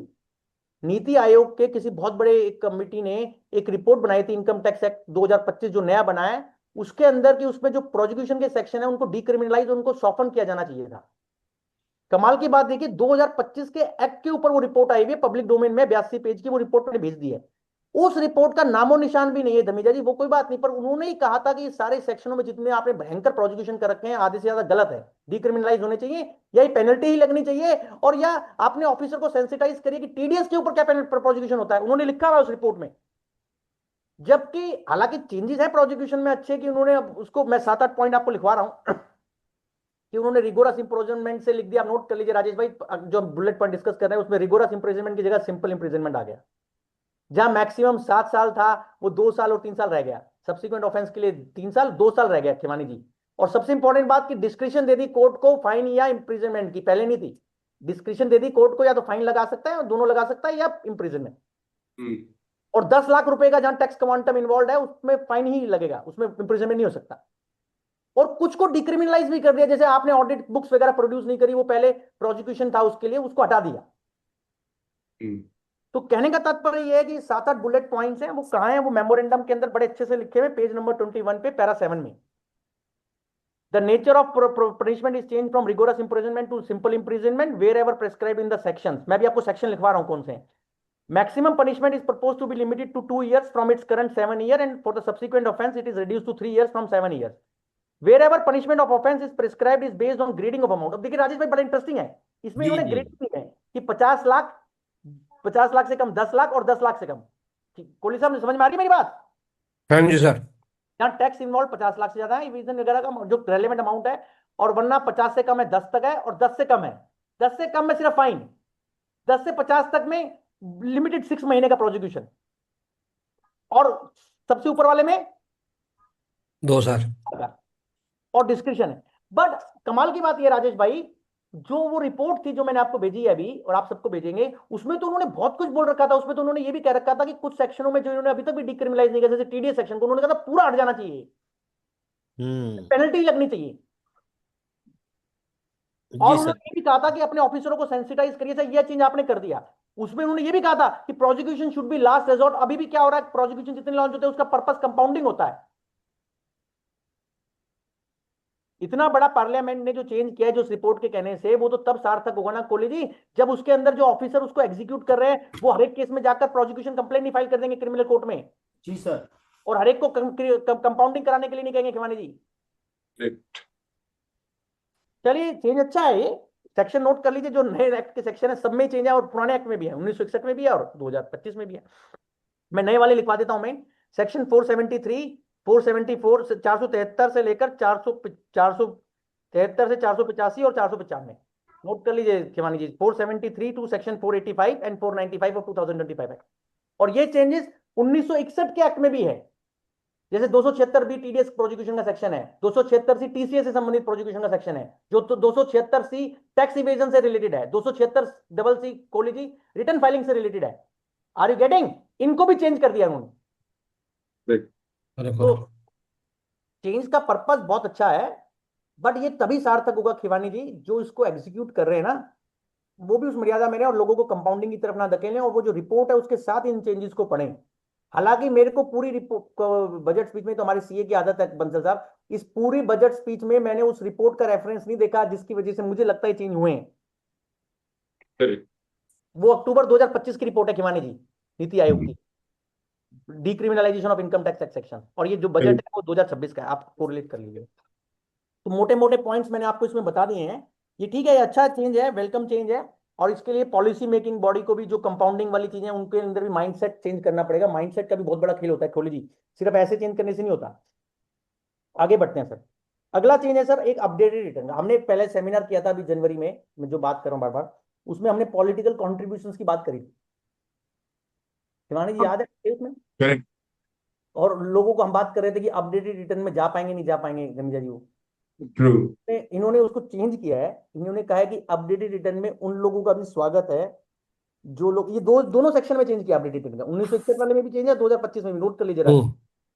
दोनों में चेंज है भाई साहब, नोट कर रहे हैं सर? Yes.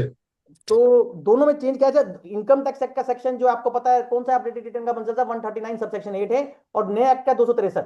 अब उसके 263 में बहुत सारे, मेरे को भी रट्टा नहीं मारा हुआ, 263 है मोटा नए वाले का, और पुराने वाले का 139(8) है। अब मेन बात पे आते हैं मुद्दे पे। राजेश जी, ये पॉलिटिकल कंट्रीब्यूशन से रिलेटेड इन्होंने कहा कि वो जो लोग अपडेटेड रिटर्न देना आना चाहते हैं ना, जिनको 148 देंगे, उनका भी स्वागत है। उनका भी स्वागत है। बट हम उनसे कुछ ज्यादा चीज लेंगे, ऐसे नहीं छोड़ेंगे उनको। उनको क्या करेंगे? उनको कहेंगे कि भाई साहब जो आप आ तो रहे हो, कुछ टैक्स ज्यादा दो, 10%। उन्होंने कुछ लिखा है उसमें कि उसको 10% पैसे ज्यादा ज्यादा नहीं। ज्यादा देने हैं। तो आ तो सकता है, उसका स्वागत है, तो पर उसको पैसे ज्यादा देने पड़ेंगे। और वो 148 की जो नोटिस आएगी, उसके जितने टाइम में वो रिटर्न फाइल कर सकता है वो रिटर्न करेगा, वो अपडेटेड रिटर्न फाइल कर देगा, उसी अपडेटेड रिटर्न को पेनल्टी नहीं लगेगी, जो टैक्स दे देगा वही कंप्लीट हो जाएगा उस सेस में। Are you getting my point sir? Yes. Sir हाँ जी। ये था कि आपका 148 चालू हो गया तो आप अपडेटेड रिटर्न नहीं फाइल कर सकते थे, बट आप अब 148 के इनिशिएशन के बाद भी अपडेटेड रिटर्न दे सकते हैं Khiwani ji, provided you pay something more. Yes. Are you getting? इसका So आइडिया, इसका आइडिया ये बड़ी बड़ी इंटरेस्टिंग बात है खिवानी जी, इसमें बिटवीन द लाइन पॉइंट है। इसका मतलब ये हुआ राजेश जी, जो मैंने आपके सेमिनार में कहा था, बिल्कुल सब सही बात सच थी, आप कोरिलेट करना निकाल के रिकॉर्डिंग, कि मैंने कहा था कि 148 की रिटर्न में भी आप सरेंडर कर सकते हो। यस यस करते yes. ये अभी भी ये सिर्फ इंडिकेट हो गया। जी जी Yes. आप सरेंडर करो, एडिशनल टैक्स दो। हाँ नहीं, इन्होंने कहा कि अगर आप यहां दे दोगे तो आप उसकी रिटर्न नहीं भरोगे, Correct. तो इसका मतलब मेरी मैं तो उसकी रिटर्न नहीं भरूंगा, भर सकता, मुझे तो 148 में रिटर्न बनने का चांस है ही बंसल साहब। हाँ. तो ये थोड़ा मना कर रहे हो आप यहाँ पर कि 130 जो 139(8) की रिटर्न नहीं भरेगा 148 के आने के बाद पॉलिटिकल डोनेशन में, वो 148 की रिटर्न नहीं भर सकता। मैं सही बोल रहा हूँ, गलत बोल रहा हूँ? बिल्कुल ठीक कह रहे हैं आप. चलिए, तो ये इन्होंने कहा लिखा है बजट, उस मेमोरेंडम में नोट कर लीजिए, आप कोरिलेट कर लीजिएगा, पेज नंबर 25 और 26 में लिखा है राजेश भाई पूरा चेंज मेमोरेंडम में, और उसमें 10% आपको ज्यादा देना है जो बनेगी आपकी क्वांटम, और ये चेंज 1961 के एक्ट में भी है और उसमें भी, और 1961 के एक्ट में जो चेंज है वो इफेक्टिव है 1 मार्च 2026। इसका पर्पज यही है मेरे अंडरस्टैंडिंग में, जो भी पॉलिटिकल कॉन्ट्रीब्यूशन के जो सारे केस चल रहे हैं उनमें लोगों को आगे लेकर आना, ताकि वो इस पर टैक्स इनको ज्यादा भी मिल जाए। इसका एक और पॉइंट भी है, इसमें भी पैसे आपको 10% जी जी जी ज्यादा देने हैं जहां पर भी आप हैं। एक अपडेटेड रिटर्न में राजेश भाई और चेंज है, पहले कंट्रोवर्सी थी कि जिस जो लॉस का केस है वो इनकम में जाता है कन्वर्ट करके तो अपडेटेड रिटर्न में जा सकता था, बट लॉस टू लॉस, जैसे लॉस था 100 रुपए का, 50 हो जाता है ऑफर करने के बाद, कम रह जाता है, बट उसके लिए क्लैरिटी नहीं थी कि लॉस रिड्यूस होने में आप अपडेटेड रिटर्न फाइल कर सकते हो नहीं कर सकते हो। तो अब इसमें इन्होंने क्लैरिफाई कर दिया है, दोनों एक्ट में चेंज किया 1961 और 2025 में खिवानी जी, कि अगर आप अपडेटेड रिटर्न का इस्तेमाल कर सकते हैं जहां लॉस आपका रिड्यूस भी हो रहा है, जरूरी नहीं है लॉस इनकम में कन्वर्ट हो, मगर लॉस रिड्यूस हो रहा है. क्लियर हो गई अमेंडमेंट दोनों सर? अपडेटेड रिटर्न वाली पहली अमेंडमेंट थी कि 148 के नोटिस के बाद भी अपडेटेड रिटर्न भरी जा सकती है additional करेक्ट. tax। और दूसरी अमेंडमेंट की लॉस टू लॉस केस में भी धमीजा जी अपडेटेड रिटर्न भरी जा सकती है। भरी जा सकती है। आगे चलते हैं सर, अगला पॉइंट। अब राजेश भाई एक और मुझे पॉजिटिव चेंज में बीच बीच में साथ साथ में डिस्कस कर रहा हूँ, एक पॉजिटिव चेंज जो मुझे बहुत अच्छा चेंज लगा खिवानी जी, मतलब मेरे लिटिगेशन एक्सपीरियंस से, कि जैसे जब किसी के यहाँ सर्च होती है ना राजेश भाई, जैसे अभी खिवानी जी बोल भी रहे थे, अब नए लॉ में जैसे जो 2025 वाला लॉ, उसमें जैसे 1 सितंबर 24 के बाद जिसकी सर्च होगी उसमें जो भी असेसमेंट होगी ब्लॉक में होगी, 148 नहीं होगा उसमें। ये सबको क्लियर है सर? 1 सितंबर 24 का 1961 एक्ट में भी था और 2025 के एक्ट में भी है। अब जो थर्ड पार्टी के केसेस होते हैं ना राजेश भाई, सोचो कि मान लीजिए एक्स की सर्च हुई और वाई का केस खुल गया, बहुत जो थर्ड पार्टीज होती हैं वो ज्यादा परेशान होती हैं, और उनका भी उतना ब्लॉक का असेसमेंट हो रहा है जो पीरियड सर्च पार्टी का है। इस बजट में बहुत एक रैशनल चेंज किया गया है, जो बहुत अच्छा चेंज है 295 सेक्शन के अंदर। उन्होंने कहा है कि जो थर्ड पार्टी की अगर कोई डॉक्यूमेंट मिलेगा, अगर वो लिमिटेड 1 ईयर का होगा, तो उसको पूरे ब्लॉक पीरियड के असेसमेंट कराने की जरूरत नहीं है। नोट कर लीजिए, it's a very welcome change, that if during the course of a search for third party the document which is incriminating document which is found pertains to single period only, then the entire block period assessment needs not to be done, only limited assessment of that period will be done, that is prescribed change in section 295 of 2025। ये change मेरे हिसाब से खिवानी जी बहुत अच्छा change. Are you समझ में आ गया खिवानी जी change? बिल्कुल सही बात है सर। पहले तो 6 साल इकट्ठे खोल देते थे, 5 में खोल देते थे। नहीं, उन्होंने ये कहा है कि इससे थर्ड पार्टीज को हेरेसमेंट होती है और उनका पूरा जो खुलने की जरूरत नहीं है, उसी पीरियड की असेसमेंट करने की जरूरत है जितना इंक्रीमेंटिंग मटेरियल मिला है। यस। राजेश भाई, जब मैं 115 बीबी वाला चेंज डिस्कस कर रहा था ना, एक बात मेरे से रह गई कि जो उन्होंने 195 वाला, कि उसमें उन्होंने 30 से 60 कर दिया और मेमोरेंडम में लिखा है ये प्रोपोर्शनेट नहीं है। अब हमारे इतने सारे केस चल रहे हैं, जैसे मैंने खुद भी कॉन्स्टिट्यूशनल वैलिडिटी की writ petition Punjab high court में फाइल करी हुई है जो एडमिटेड है। इस वाले मेमोरेंडम से जो रिट में हम ये कह सकते हैं कि 115 बीबी का भी जो 60% रेट था वो प्रोपोर्शनली सही नहीं है, क्योंकि खुद पार्लियामेंट ने मान लिया यहां लिखकर। खिवानी जी, बहुत दूर की बात बोल रहा हूं मैं। 195 के मेमोरेंडम एक्सप्लेनिंग में जब उन्होंने 60 से 30 का लॉजिक दिया कि प्रोपोर्शनेट नहीं है, डॉक्ट्रिन ऑफ प्रोपोर्शनेट के हिसाब से, तो इसका मतलब यस। 15 बीबी का प्रोपोर्शनल है। मैं थोड़ा आगे सोच रहा हूं ना, मेरी आदत खराब है। नहीं, बिल्कुल ठीक है। बहुत बड़ा इंपैक्ट पड़ेगा इसको। बैकवर्ड भी यूज किया जा सकता है लॉ में, जुडिशियल रिव्यू के अंदर कॉन्स्टिट्यूशनल वैलिडिटी की, खासकर जहां 115 बीबी की कॉन्स्टिट्यूशनल वैलिडिटी की पॉइंट चल रहे हैं। ट्रू। मैं बहुत सोच के बोल रहा हूँ राजेश भाई बात। जी सर, जी सर, जी सर। मेरी बात क्लियर होगी सर ये? चलिए आगे बढ़ते हैं सर। राजेश भाई, इन्होंने कुछ और भी चेंजेस किए हैं, जैसे टीसीएस का changes, tax collection at source. अब जैसे क्या है, इन्होंने, मैडम ने भी कहा था, ऑनरेबल एफएम मैडम ने, कि हमने टीसीएस को रैशनलाइज किया है। अच्छा, टीसीएस का चेंज बेसिक टेबल फॉर्म में मैं आपको लिखा देता हूँ कहाँ है, क्योंकि मैंने भी उसको थोड़ा बहुत रटा मारा है, और इसमें आपको लिखा देता हूँ पेज नंबर 48 और 49 मेमोरेंडम का, उसमें एक टेबल बनी हुई है। राजेश भाई, अगर आप अल्कोहलिक लिकर का सेल कर रहे हैं तो उसमें टीसीएस बढ़ गया, 1 से 2% हो गया। ये नए लॉ में है राजेश भाई, पुराने लॉ में तो ये है, तो नए लॉ में किया है ना इन्होंने। आप समझ गए नए लॉ का सेक्शन कौन सा? बताऊं आपको नए लॉ का सेक्शन, नोट कर लीजिए, 394 उसका टेबल में, 394 section 394 sale of alkali liquor TCS increase Khiwani ji from 1% to 2%।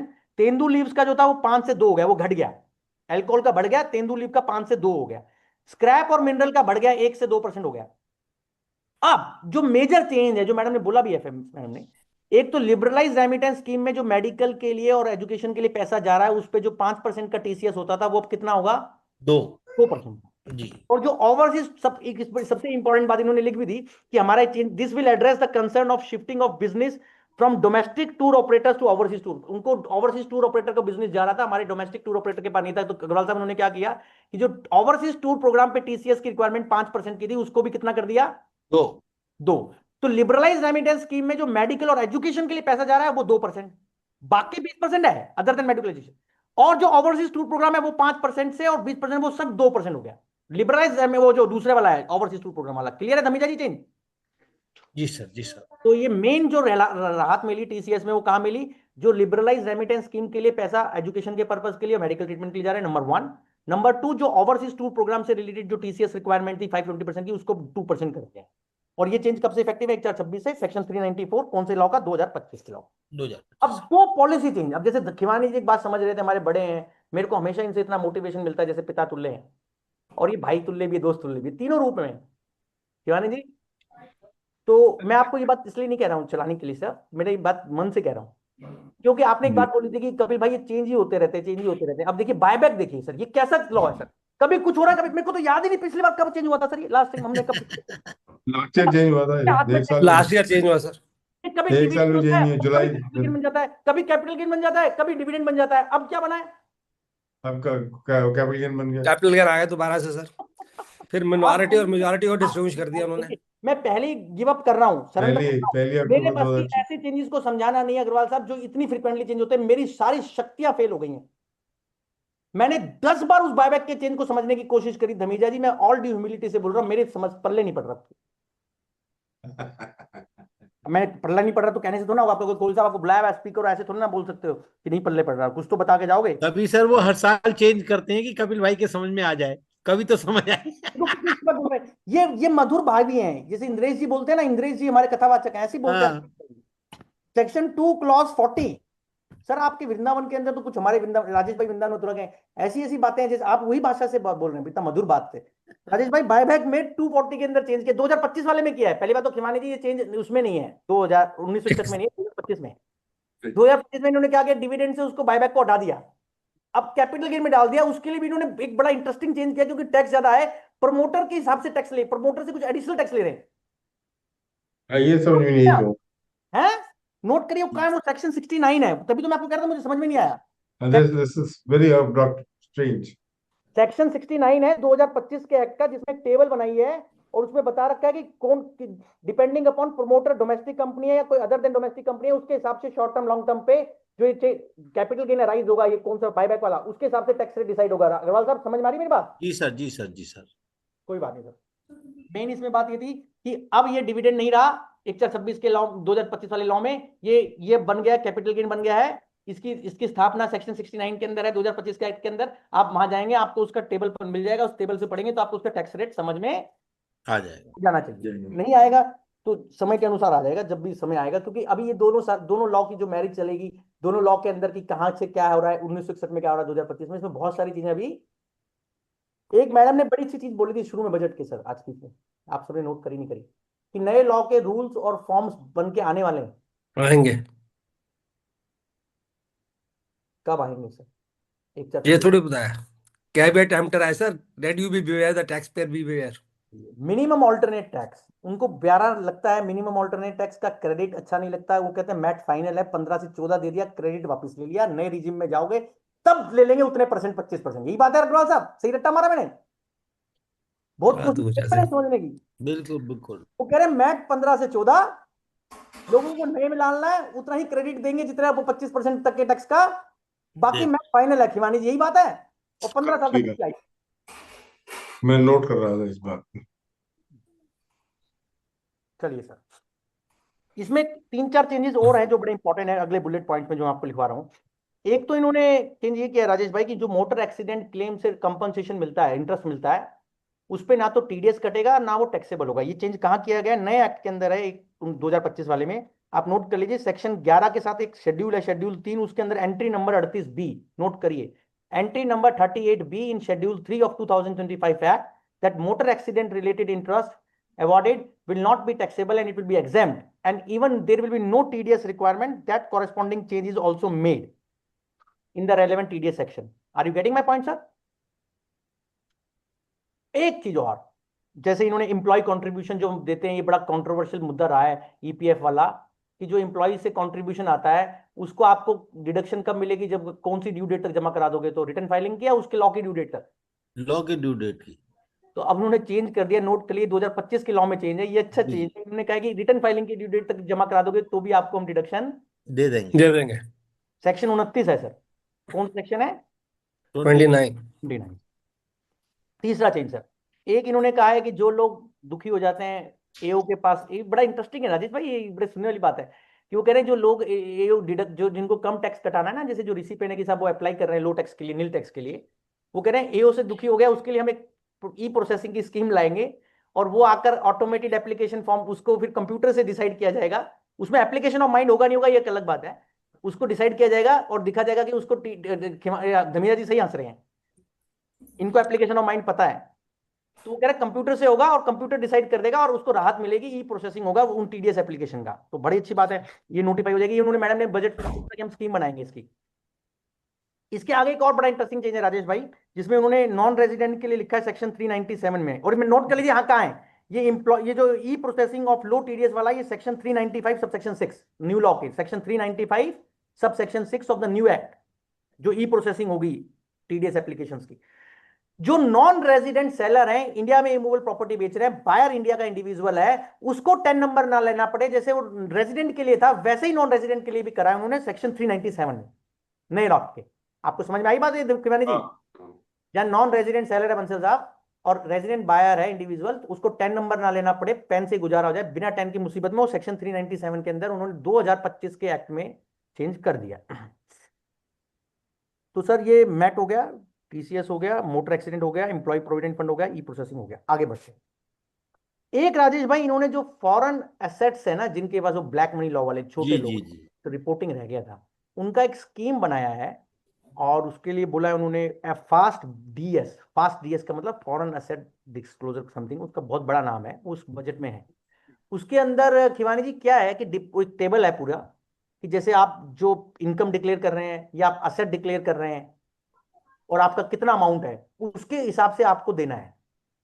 तो वो वन टाइम स्कीम है, मैडम ने बोला है, वो स्कीम इसमें पूरी लिखी हुई है, आप पढ़ सकते हैं। जो लोगों के फॉरेन एसेट्स के केस है, उन्होंने बहुत सारे लोगों ने कई बार रिपोर्टिंग रह गई है, उसमें मुझे जो रेलेवेंट बात लगी वो मैं आपको बता देता हूँ।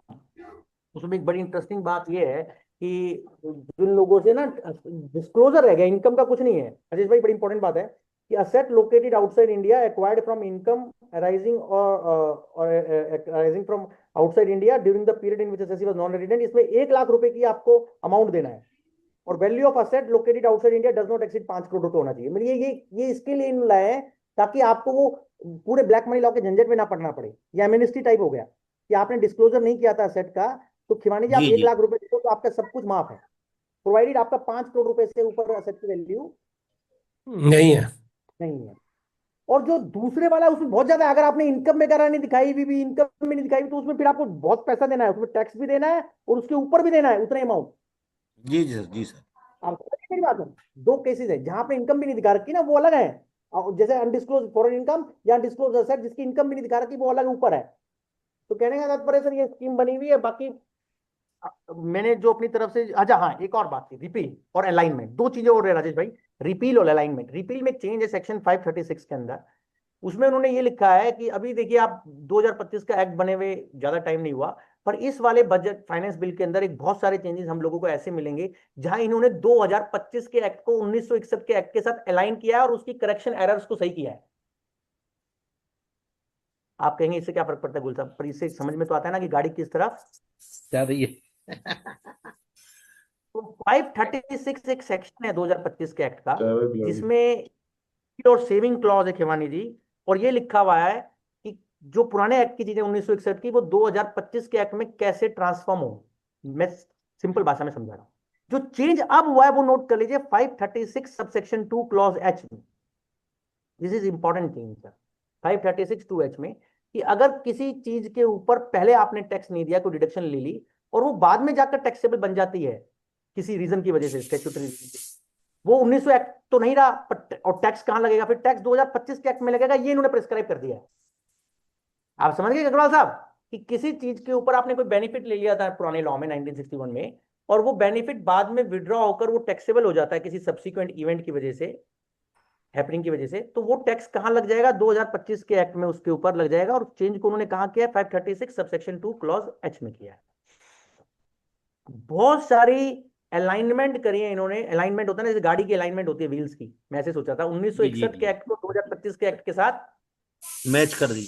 अलाइन किया है। जैसे राजेश भाई बड़ी इंटरेस्टिंग बात है, देखिए कि चैरिटेबल ट्रस्ट है, उसके अंदर कोई चीज जो 1961 के एक्ट में थी वो 2025 के एक्ट में रह गई थी। जैसे फॉर एग्जांपल मैं बता रहा हूँ कि जैसे उन्होंने कहा कि जैसे मैं आपको बता रहा हूँ कि इसमें एक चेंज एक जगह ये लिखा हुआ है कि चैरिटेबल ट्रस्ट अगर किसी दूसरे चैरिटेबल ट्रस्ट में मर्ज हो जाता है तो उसके ऊपर एग्रेगेटेड टैक्स लगेगा नहीं लगेगा। ये 1961 के एक्ट में तो क्लियर था खिवानी जी, 2025 वाले एक्ट में अब इन्होंने अलाइन कर दिया। उसके सेक्शन कौन कौन से नोट कर लीजिए, 352 एंड 354A, सेक्शन नंबर 352 और 354A का चेंज है ये, कि वो चीज जो चैरिटेबल ट्रस्ट किसी दूसरे चैरिटेबल ट्रस्ट में अगर मर्ज हो जाता है तो उसकी अलाइनमेंट जो 1961 के एक्ट में पहले से वो पहले से बता रखी थी, वो 2025 में धमीजा जी नहीं बताई हुई थी, वो बता दी उन्होंने सेक्शन 352 में और 354A में।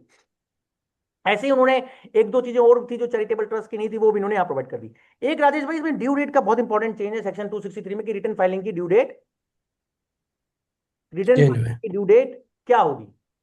जो जो बाकी चेंजेस तो एसिटीज हैं आपको पता है, तो मैडम ने बोला भी था 31 अगस्त जो चेंज है मेन, वो जो नॉन ऑडिटेबल वाले केसेस है बिजनेस वाले, उनके लिए रिटर्न फाइलिंग की डेट अब 31 अगस्त होगी सर। अगस्त हो गई। सेक्शन 139 में भी लिखा है इसको और सेक्शन 263 में भी लिखा है। Are you noting my point sir? 139 में 1 मार्च इंडिविजुअल को जुलाई और बाकी सबको अगस्त, बाकी सबको, मतलब जो कंपनीज है वो अलग रह गई राजेश भाई, जो नॉन बिजनेस वाले हैं जिनके ऑडिट नहीं होते, उनके पार्टनर्स हैं, उनको 31 अगस्त कर दिया।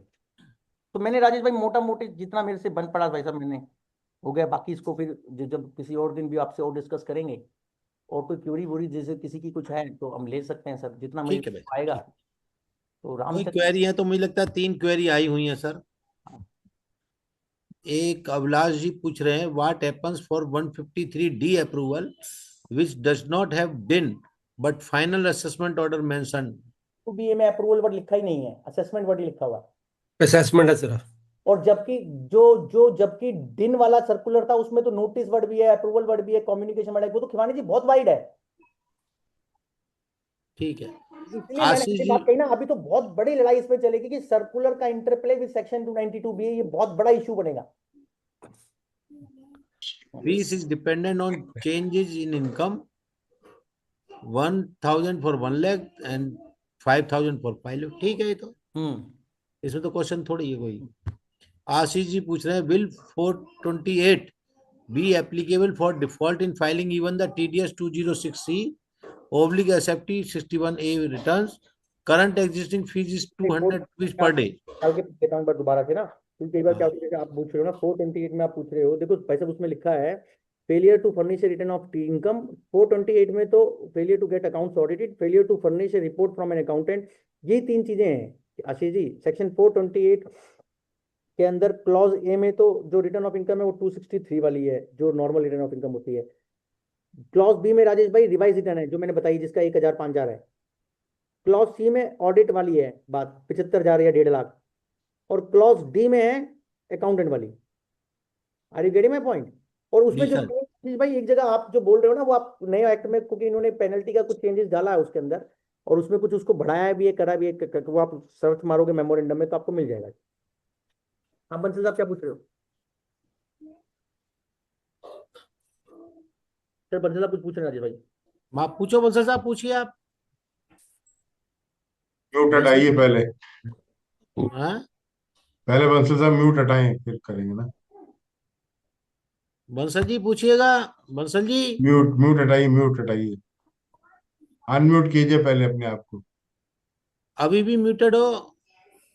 अब तो नहीं आ रहा सर। हाँ अब ठीक है। सर आवाज आ रही है। सर सर जैसे इन्होंने अमेंडमेंट करी है डिन के अंदर, अभी डिन ये ऑर्डर के अंदर होना चाहिए, बट नोटिस के अंदर डिन नहीं है। When the order is passed on the basis of notice, तो क्या पोजीशन बनेगी उसके अंदर? तो मैंने बोला ना बंसल साहब कि उसमें ये अमेंडमेंट उसको प्रेमा फेसाई सेव नहीं कर सकती, क्योंकि नोटिस का डिफेक्ट तो पहले स्टेज का डिफेक्ट हो गया। क्योंकि डिफेक्ट हाँ। डिफरेंट स्टेजेस के होंगे ना, आप तो समझते हो, you are a learned man, कि अगर there are various stages of the proceedings, अगर थ्रेशोल्ड में नोटिस में डिफेक्ट हो गया, फिर उसके बाद अप्रूवल में डिफेक्ट हो गया, ऑर्डर में डिफेक्ट हो गया, ये अलग अलग डॉक्यूमेंट्स कम्युनिकेशंस हैं।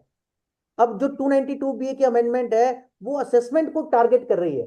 उसमें कम्युनिकेशन वर्ड तो कहीं पर भी नहीं लिखा हुआ ना Khiwani ji, if I am not wrong. Circular में वर्ड है बड़ा ब्रॉड, कम्युनिकेशन। कम्युनिकेटेड।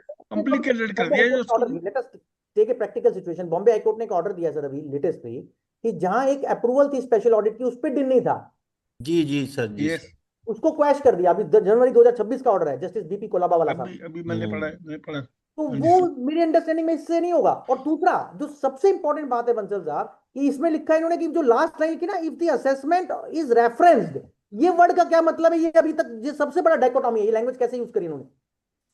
क्योंकि बहुत सारे जो डिन के ऑर्डर्स आए हुए हैं उनमें कोर्ट ने कैसे क्वैश किया? कोर्ट ने कहा असेसमेंट ऑर्डर में नहीं है, सब्सिक्वेंट कम्युनिकेशन में रिपोर्ट किया है, बताया है। जबकि किया जो सर। अमेंडमेंट की लैंग्वेज है उसमें लिखा है कि असेसमेंट ऑर्डर में रेफरेंस होना चाहिए। खिवानी जी ये तो मेरे समझ में नहीं आ रही बात। करेक्ट। ये तो वो अमेंडमेंट करने के बाद इन्होंने वापस भैया आ गए हम तो। हाँ। आप समझ रहे हैं मैं कहना क्या चाह रहा हूं? देखिए मेरे को यस ये सर। मामला नहीं पता, मेरे को बिल्कुल भोंदू मान के चलिए, तभी आपको मेरी बात सही लगेगी, जैसे मैंने कहा था पहले कैवियर। फिर उसके बाद आप सर ये कोई मेरी बात की कोई बहुत बड़ी अथॉरिटी नहीं है मेरी कोई, मैं ये बता रहा हूँ जितनी मेरी कम समझ में आ रहा है उसी हिसाब से सर। ये आने वाले टाइम में ये बात टेस्ट होगी, हो सकता है। अब देखो इन्होंने अभी लैंग्वेज बनाई है, अब मैं क्या हूँ, हम डिस्कस कर रहे हैं, पता चले कि जब ये अमेंडमेंट बजट आए, एक्ट बने, तभी अमेंडमेंट ये और भी कुछ डाल दें इसके अंदर, बिल्कुल सर, बिल्कुल सर। ये है? पॉसिबिलिटी है सर, ये पॉसिबल है सर। मेरे से क्यों कहलवाना चाह रहे हो? मैं कह देता हूँ सर, दिस नहीं, इज पॉसिबल। मजाक की बात है, मजाक की बात है। आप मंजर साहब बड़े, आप समझ गए मेरा इशारा। सर नेक्स्ट क्वेश्चन है, गोपाल खितान जी पूछ रहे हैं, sir what will be rate, tax rate in case of buyback of Meena Gupta ji पूछ रहे हैं ईपीएफ की अमेंडमेंट रेट्रोस्पेक्टिव है प्रभु। ये ईपीएफ की अमेंडमेंट पुराने एक्ट में तो हुई नहीं है, ईपीएफ की न्यू स्कीम अमेंडमेंट में। नए एक्ट में प्रभु। ओके, तो तो वो इस रेट्रोस्पेक्टिव कहां से होगी? हाँ, आप इसके बेसिस पे जो पुराने वाले एक्ट के अंदर कॉन्स्टिट्यूशनल वैलिडिटी की पिटीशन है उससे कुछ ले सकते हो, बट ये नए एक्ट में ही है सिर्फ अमेंडमेंट एम्प्लॉय वाली, सेक्शन 29 में। any change in filing of ITR for partners, I think there is a change in it। हाँ हाँ, वो तो उसमें राजेश भाई मैंने बताया ना 263(139) में उन्होंने जो कहा कि नॉन ऑडिट फर्म के भी जो बिजनेस कर रही हैं उनका भी पार्टनर की डेट 31 अगस्त हो जाएगी। ठीक है। नेक्स्ट क्वेश्चन संदीप गुप्ता जी पूछ रहे हैं, hope NRI is not required to disclose foreign assets and foreign income.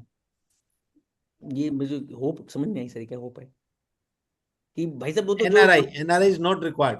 नहीं जो सी एक जो चेंज हुआ है वो स्कीम आई है कि अगर किसी को कोई चीज रिपोर्ट करनी थी वो उससे रह गई तो उसकी एमनेस्टी स्कीम आ गई तो वो जो पहली बात तो वो स्कीम ऑप्शनल है, और दूसरी बात वो तब लगी राजेश भाई जब उसकी रिपोर्टिंग रिक्वायरमेंट थी ऑलरेडी। सेक्शन 139 में इनकम टैक्स एक्ट के रिटर्न में कॉलम होता है, और वहां उससे रह गई, उसको वो लिटिगेशन ना फेस करना पड़े तो वो स्कीम में आ सकता है और उसको सब माफ हो जाएगा, ऐसा है। जी सर, जी सर। मतलब let us understand what is the scheme. Scheme को यही तो ना करिए आप लड़ते रहो, वरना अगर आप लिटिगेशन करके कागज उनके नाम कर दो। नेक्स्ट क्वेश्चन, केतन सतनालिया जी पूछ रहे हैं, JAO issuing notice is okay now, but whether reassessment has to be done by JAO only? No sir, वो उसमें लिखा है कि 148 और 148A के अंदर मेमोरेंडम में पूरा समझाया, इसलिए मैंने टाइम लिया था। जो मेरे दोस्त कह रहे थे पॉइंट पे आइए, तब सॉरी, तो मैंने इसलिए इतना टाइम लिया था कि उन्होंने क्लियर कर दी अपनी मंशा कि साहब हमारे गवर्नमेंट के मतलब लेजिस्लेचर के हिसाब से, पार्लियामेंट के हिसाब से, कि 147 के जब नोटिस जारी होता है या 148A की प्रोसीडिंग होती है उस समय फाओ का प्रत्यार्पण नहीं होगा। फाओ का प्रत्यार्पण तब होगा जब असेसमेंट होगी। जी सर, जी सर। ये इसमें असेसमेंट जाओ नहीं कर सकता, असेसमेंट तो फाओ ही करेगा। नहीं, इसके अंदर भी कैच है प्रभु। अच्छा, ऐसे नहीं है, उस असेसमेंट की फाओ करने के अंदर भी ये लोगों ने वापस केस जाओ को भेज दिए। ओके। रीजन की वजह से, एडमिनिस्ट्रेटिव रीजन की वजह से। मेरे पास बहुत सारे केस हैं जो हम लिटिगेशन में लड़ रहे हैं, आपको पता है उसमें तीन रूप बदले। पहला 148 दिया जाओ ने, बीच में केस चला गया खिवानी जी फाओ पे, आपने पूछा इसलिए बोल रहा हूं, और बाद में फाओ ने ट्रांसफर कर दिया जाओ पे, दोबारा चला जाओ ने। भाई साहब मेरे पास केस है, मैंने अभी लड़ा हुआ, ऑर्डर रिजर्व्ड है आईटी टीम। नेक्स्ट क्वेश्चन है, सौरभ गुप्ता जी पूछ रहे हैं, where SSC has already forgone MAT credit in earlier year 22-23 due to Rajesh भाई मैं एक बार प्लीज दोबारा से बोल देता हूँ, देखो मेरे से कोई त्रुटि रहेगी तो मेरे से कम, मेरे को मैंने अपनी तरफ से जो तैयारी कर पाया, मेरे से कई बार क्या होता है कि जैसे हमें तो इतना समझ में आता नहीं, देखो मैं तो आपके प्यार की वजह से बोल लेता हूँ, क्योंकि मेरे से कोई त्रुटि होगी तो मुझे क्षमा करें सर। हाँ प्लीज। हाँ चलो, एनीवे सर, बहुत बहुत धन्यवाद। एंड मेरा सिर्फ यही भाव है कहने का खिवानी जी, कि कई बार क्या होता है जैसे अब पहले दिन है, उसमें मेरे से गलतियां भी हो सकती है, आप बड़े सब हैं, मेरी गलती को उसमें मेरे को बड़े, जैसे आप लोग हमेशा मुझे प्यार करते हैं, चिंता नहीं करनी चाहिए, इसलिए कपिल भाई, कपिल भाई, ये 292B को असेसमेंट को टारगेट करके जो अमेंडमेंट किए गए, तो जो डिमांड खड़ी होगी तो वो आप जो बता रहे थे 536 सब सेक्शन 2H के अंदर में सब टैक्स इस साल में लिया जाएगा 2025। दोबारा बोलो काकरा जी, क्या बोलो दोबारा बोलो। 292B असेसमेंट को टारगेट करके जो अमेंडमेंट हुआ है, 292B है। हाँ, तो उसके जो टैक्स लायबिलिटी यदि जो खड़ी होगी वो 2025 के अंदर में जो आपने बताया सब सेक्शन 2H के अंदर में आएगी। नहीं वो कैसे आएगी सर, उसकी वो कहाँ से आ जाएगी? अभी तो वो तो ये नहीं सर, अभी सुनिए आप, ये लड़ाई बहुत लंबी है। अभी मेरा मानना है कि डिन वाले केस में जो अमेंडमेंट है ये बड़ी अभी अजीब से अमेंडमेंट है, क्योंकि सर्कुलर आज भी एक्टिव है और गवर्नमेंट ने ये नहीं कहा कि हम सर्कुलर वापस ले रहे हैं, या हम ये कह रहे हैं कि हम एओ को इजाजत दे रहे हैं कि वो सर्कुलर का वायलेशन कर सकता है। तो इसलिए ये बैटल का ग्राउंड चेंज हो गया, अभी इस पे अलग लेवल की बैटल होगी। मैंने आपको कहा तो है, अभी आप थोड़ा पेशेंस रखिए, इसको दिमाग की बात मत करिए देने की ज्यादा। क्यों राजीव भाई, क्लियर होगी बात? जी सर, जी सर, जी सर। बहुत लंबी लड़ाई चली रही है इसमें दोबारा से। जी जी। अगर काकरा जी आप ये मान रहे हो तो फिर तो आपको अस्त्र शस्त्र छोड़ के आपको सरेंडर करके दंडवत प्रणाम करके करना पड़ेगा कि त्राहिमाम जो बोलते हैं, त्राहिमाम क्या, ये तो आपने जो चीज है जो बैक डेट से जो अमेंडमेंट हो रहे हैं तो उसके लिए मानस का या उसमें वो चीज जो लिखी है ना, बिनु पद चले सुने बिनु काना, 10 कदम पीछे भी चल सकते हैं, तो ये तो बहुत पीछे जा रहे हैं। और कर बिन कारज करे विधि नाना, तो ये वैसी ही बात हो गई। बैकडेट कैसा है जो भी अमेंडमेंट है। गौरव जी पूछे, in one of remand back case 2 assessments were initiated, one by Jao and other by FAO. When we noticed it, raised our objection. Jao closed this assessment, raising demand again, and same case is yet running by FAO, creating huge confusion. तो गौरव जी, इनको अगर यही नहीं पता कि इस assessment का माई बाप कौन है तो भगवान कृष्ण भी हाइट कर पाएंगे नहीं कर पाएंगे, मेरी समझ से परे है प्रभु। आप कपिल गोयल को इतना इंटेलिजेंट ना समझा करें कभी भी कि वो इतनी, जब आपकी कंफ्यूजन नहीं आ रही तो मेरे कहां से समझ में आई। और मैं एक रामचरितमानस की चौपाई बोल रहा था, जैसे हमारे को आप लोग मुझे कहते हो राजेश भाई कि 2 चौपाई मैंने और नोटिस करी थी, आज बोलूंगा कि भव सागर चह पार जो पावा, कि जो चाहता है कि मैं भव सागर से पार हो जाऊं, ये करके बोल रहा हूं। राम कथा तह कहे दृढ़ नावा। बात वो कहता है कि राम कथा दृढ़ नाव की तरह है। बिशन कही पुनी, फिर विषय वाले लोगों ने कहा बिशन कही पुनी हरि गुण ग्रामा, और उससे उन्होंने हरि गुण कहे विषयी लोगों ने, श्रवण सुखद अरु मन अभिरामा, कि कान मन भी शुद्ध हुए और मन भी शुद्ध हुआ। फिर रामचरितमानस में एक जगह तुलसीदास जी बोल रहे हैं, गोस्वामी जी, कि रामचरित्र जे सुनत अगाही, मतलब जिसको लगता है कि मैंने बहुत सुन लिया राम को, रस विशेष जाना तिन नाही, कि उनको रस विशेष नहीं पता चला खिवानी जी। जीवन मुक्त महामुनि जेहू, हरि गुण सुनई निरंतर तेहू। इसका मतलब ये नेक्स्ट लाइन का, कि जो जीवन मुक्त महामुनि है वो हर एक क्षण हरि के गुणों की चर्चा करते रहना। चलो, बहुत हरि अनंत हरि कथा अनंता। हाँ, बहुत बहुत धन्यवाद कपिल भाई। एंड ओवर टू कोहली साहब। पिता राम चरण रति मोरे, अनुदिन बढ़ूं अनुग्रह तोरे। जी सर। मैं जानूं निज नाथ सबाहूं, अपराधी पर काहूं ना काहूं। सर कपिल जी, आपका पूरे हृदय आना, इतने भावक रूप से इतनी चीज से, under so much mental anguish and pressure, you have made an excellent deliberation on the new finance bill and given us all the changes, about 13 changes on different sections in detail, and सारा क्या retrospective है, क्या prospective है, क्या penalty है, और ये parallel lines कैसे चलेंगी। कोई नॉर्मल होता है ना, एक सनसेट क्लॉज आनी चाहिए 60 की, वो भी नहीं बताई उन्होंने। बिकॉज आप एक पुरानी स्कीम को खत्म करना चाहते हो, दूसरी को चलाना चाहते हो, कितने साल ऐसे चलाओगे? And trying to synchronize and realign, और इससे कंफ्यूजन नहीं हो रहा। काम है सर, इसके अंदर आप कह रहे हो, टोटली कंफ्यूज्ड। सॉरी मैं आपकी बात कर रहा हूँ, इससे भी तो कंफ्यूजन हो रहा है। वही मैं तो इसका, बिकॉज इसको तो यहाँ पे एप्लीकेशन ऑफ माइंड होनी चाहिए थी कि इसकी ये सनसेट क्लॉज है और ये न्यू क्लॉज है।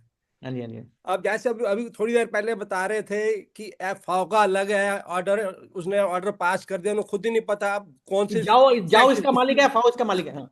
और कौन से एक्ट किसका मालिक है किसको नहीं पता अभी। नहीं, फिर जब तक लिटिगेशन में केस आएगा तो कोर्ट को बोलेंगे कि वो स्पेशियस ग्राउंड पे हमारे को रिलीफ दे रहा है। Yes yes. फिर सर ये अमेंडमेंट पास करेंगे जहाँ कोर्ट ने रिलीफ दिया है, आप वो ये गलत कंटेंट नहीं है रिलीफ है। राजेश भाई, कि ये मेमोरेंडम में लिखना कि courts are giving relief on specious grounds, ये लाइन लिखी जा सकती है मेमोरेंडम में? सवाल ही पैदा नहीं होता। हैं?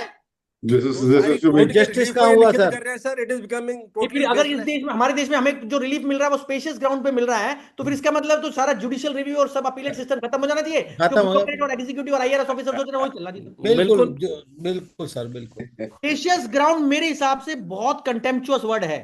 जी sir. It Yes. Is most unfortunate use of language. Sir thank you very So, much. thank you so much, Kapil ji. Thank you so much. Seminar नमस्कार, soon, sir. आप इस समय में आए, बहुत फिर से बढ़िया। फिर से मेरे से कोई त्रुटि रह गई हो तो sir please. Thank you sir. So nice of you. Thank you. कल मिलते हैं, कल आओजा जी के सेमिनार में, सबको इनवाइट है। पापा के लिए राजेश भाई सब प्रार्थना कर रहे हैं, please sir. Sir please sir. Thank you. Thank you sir. Thank you.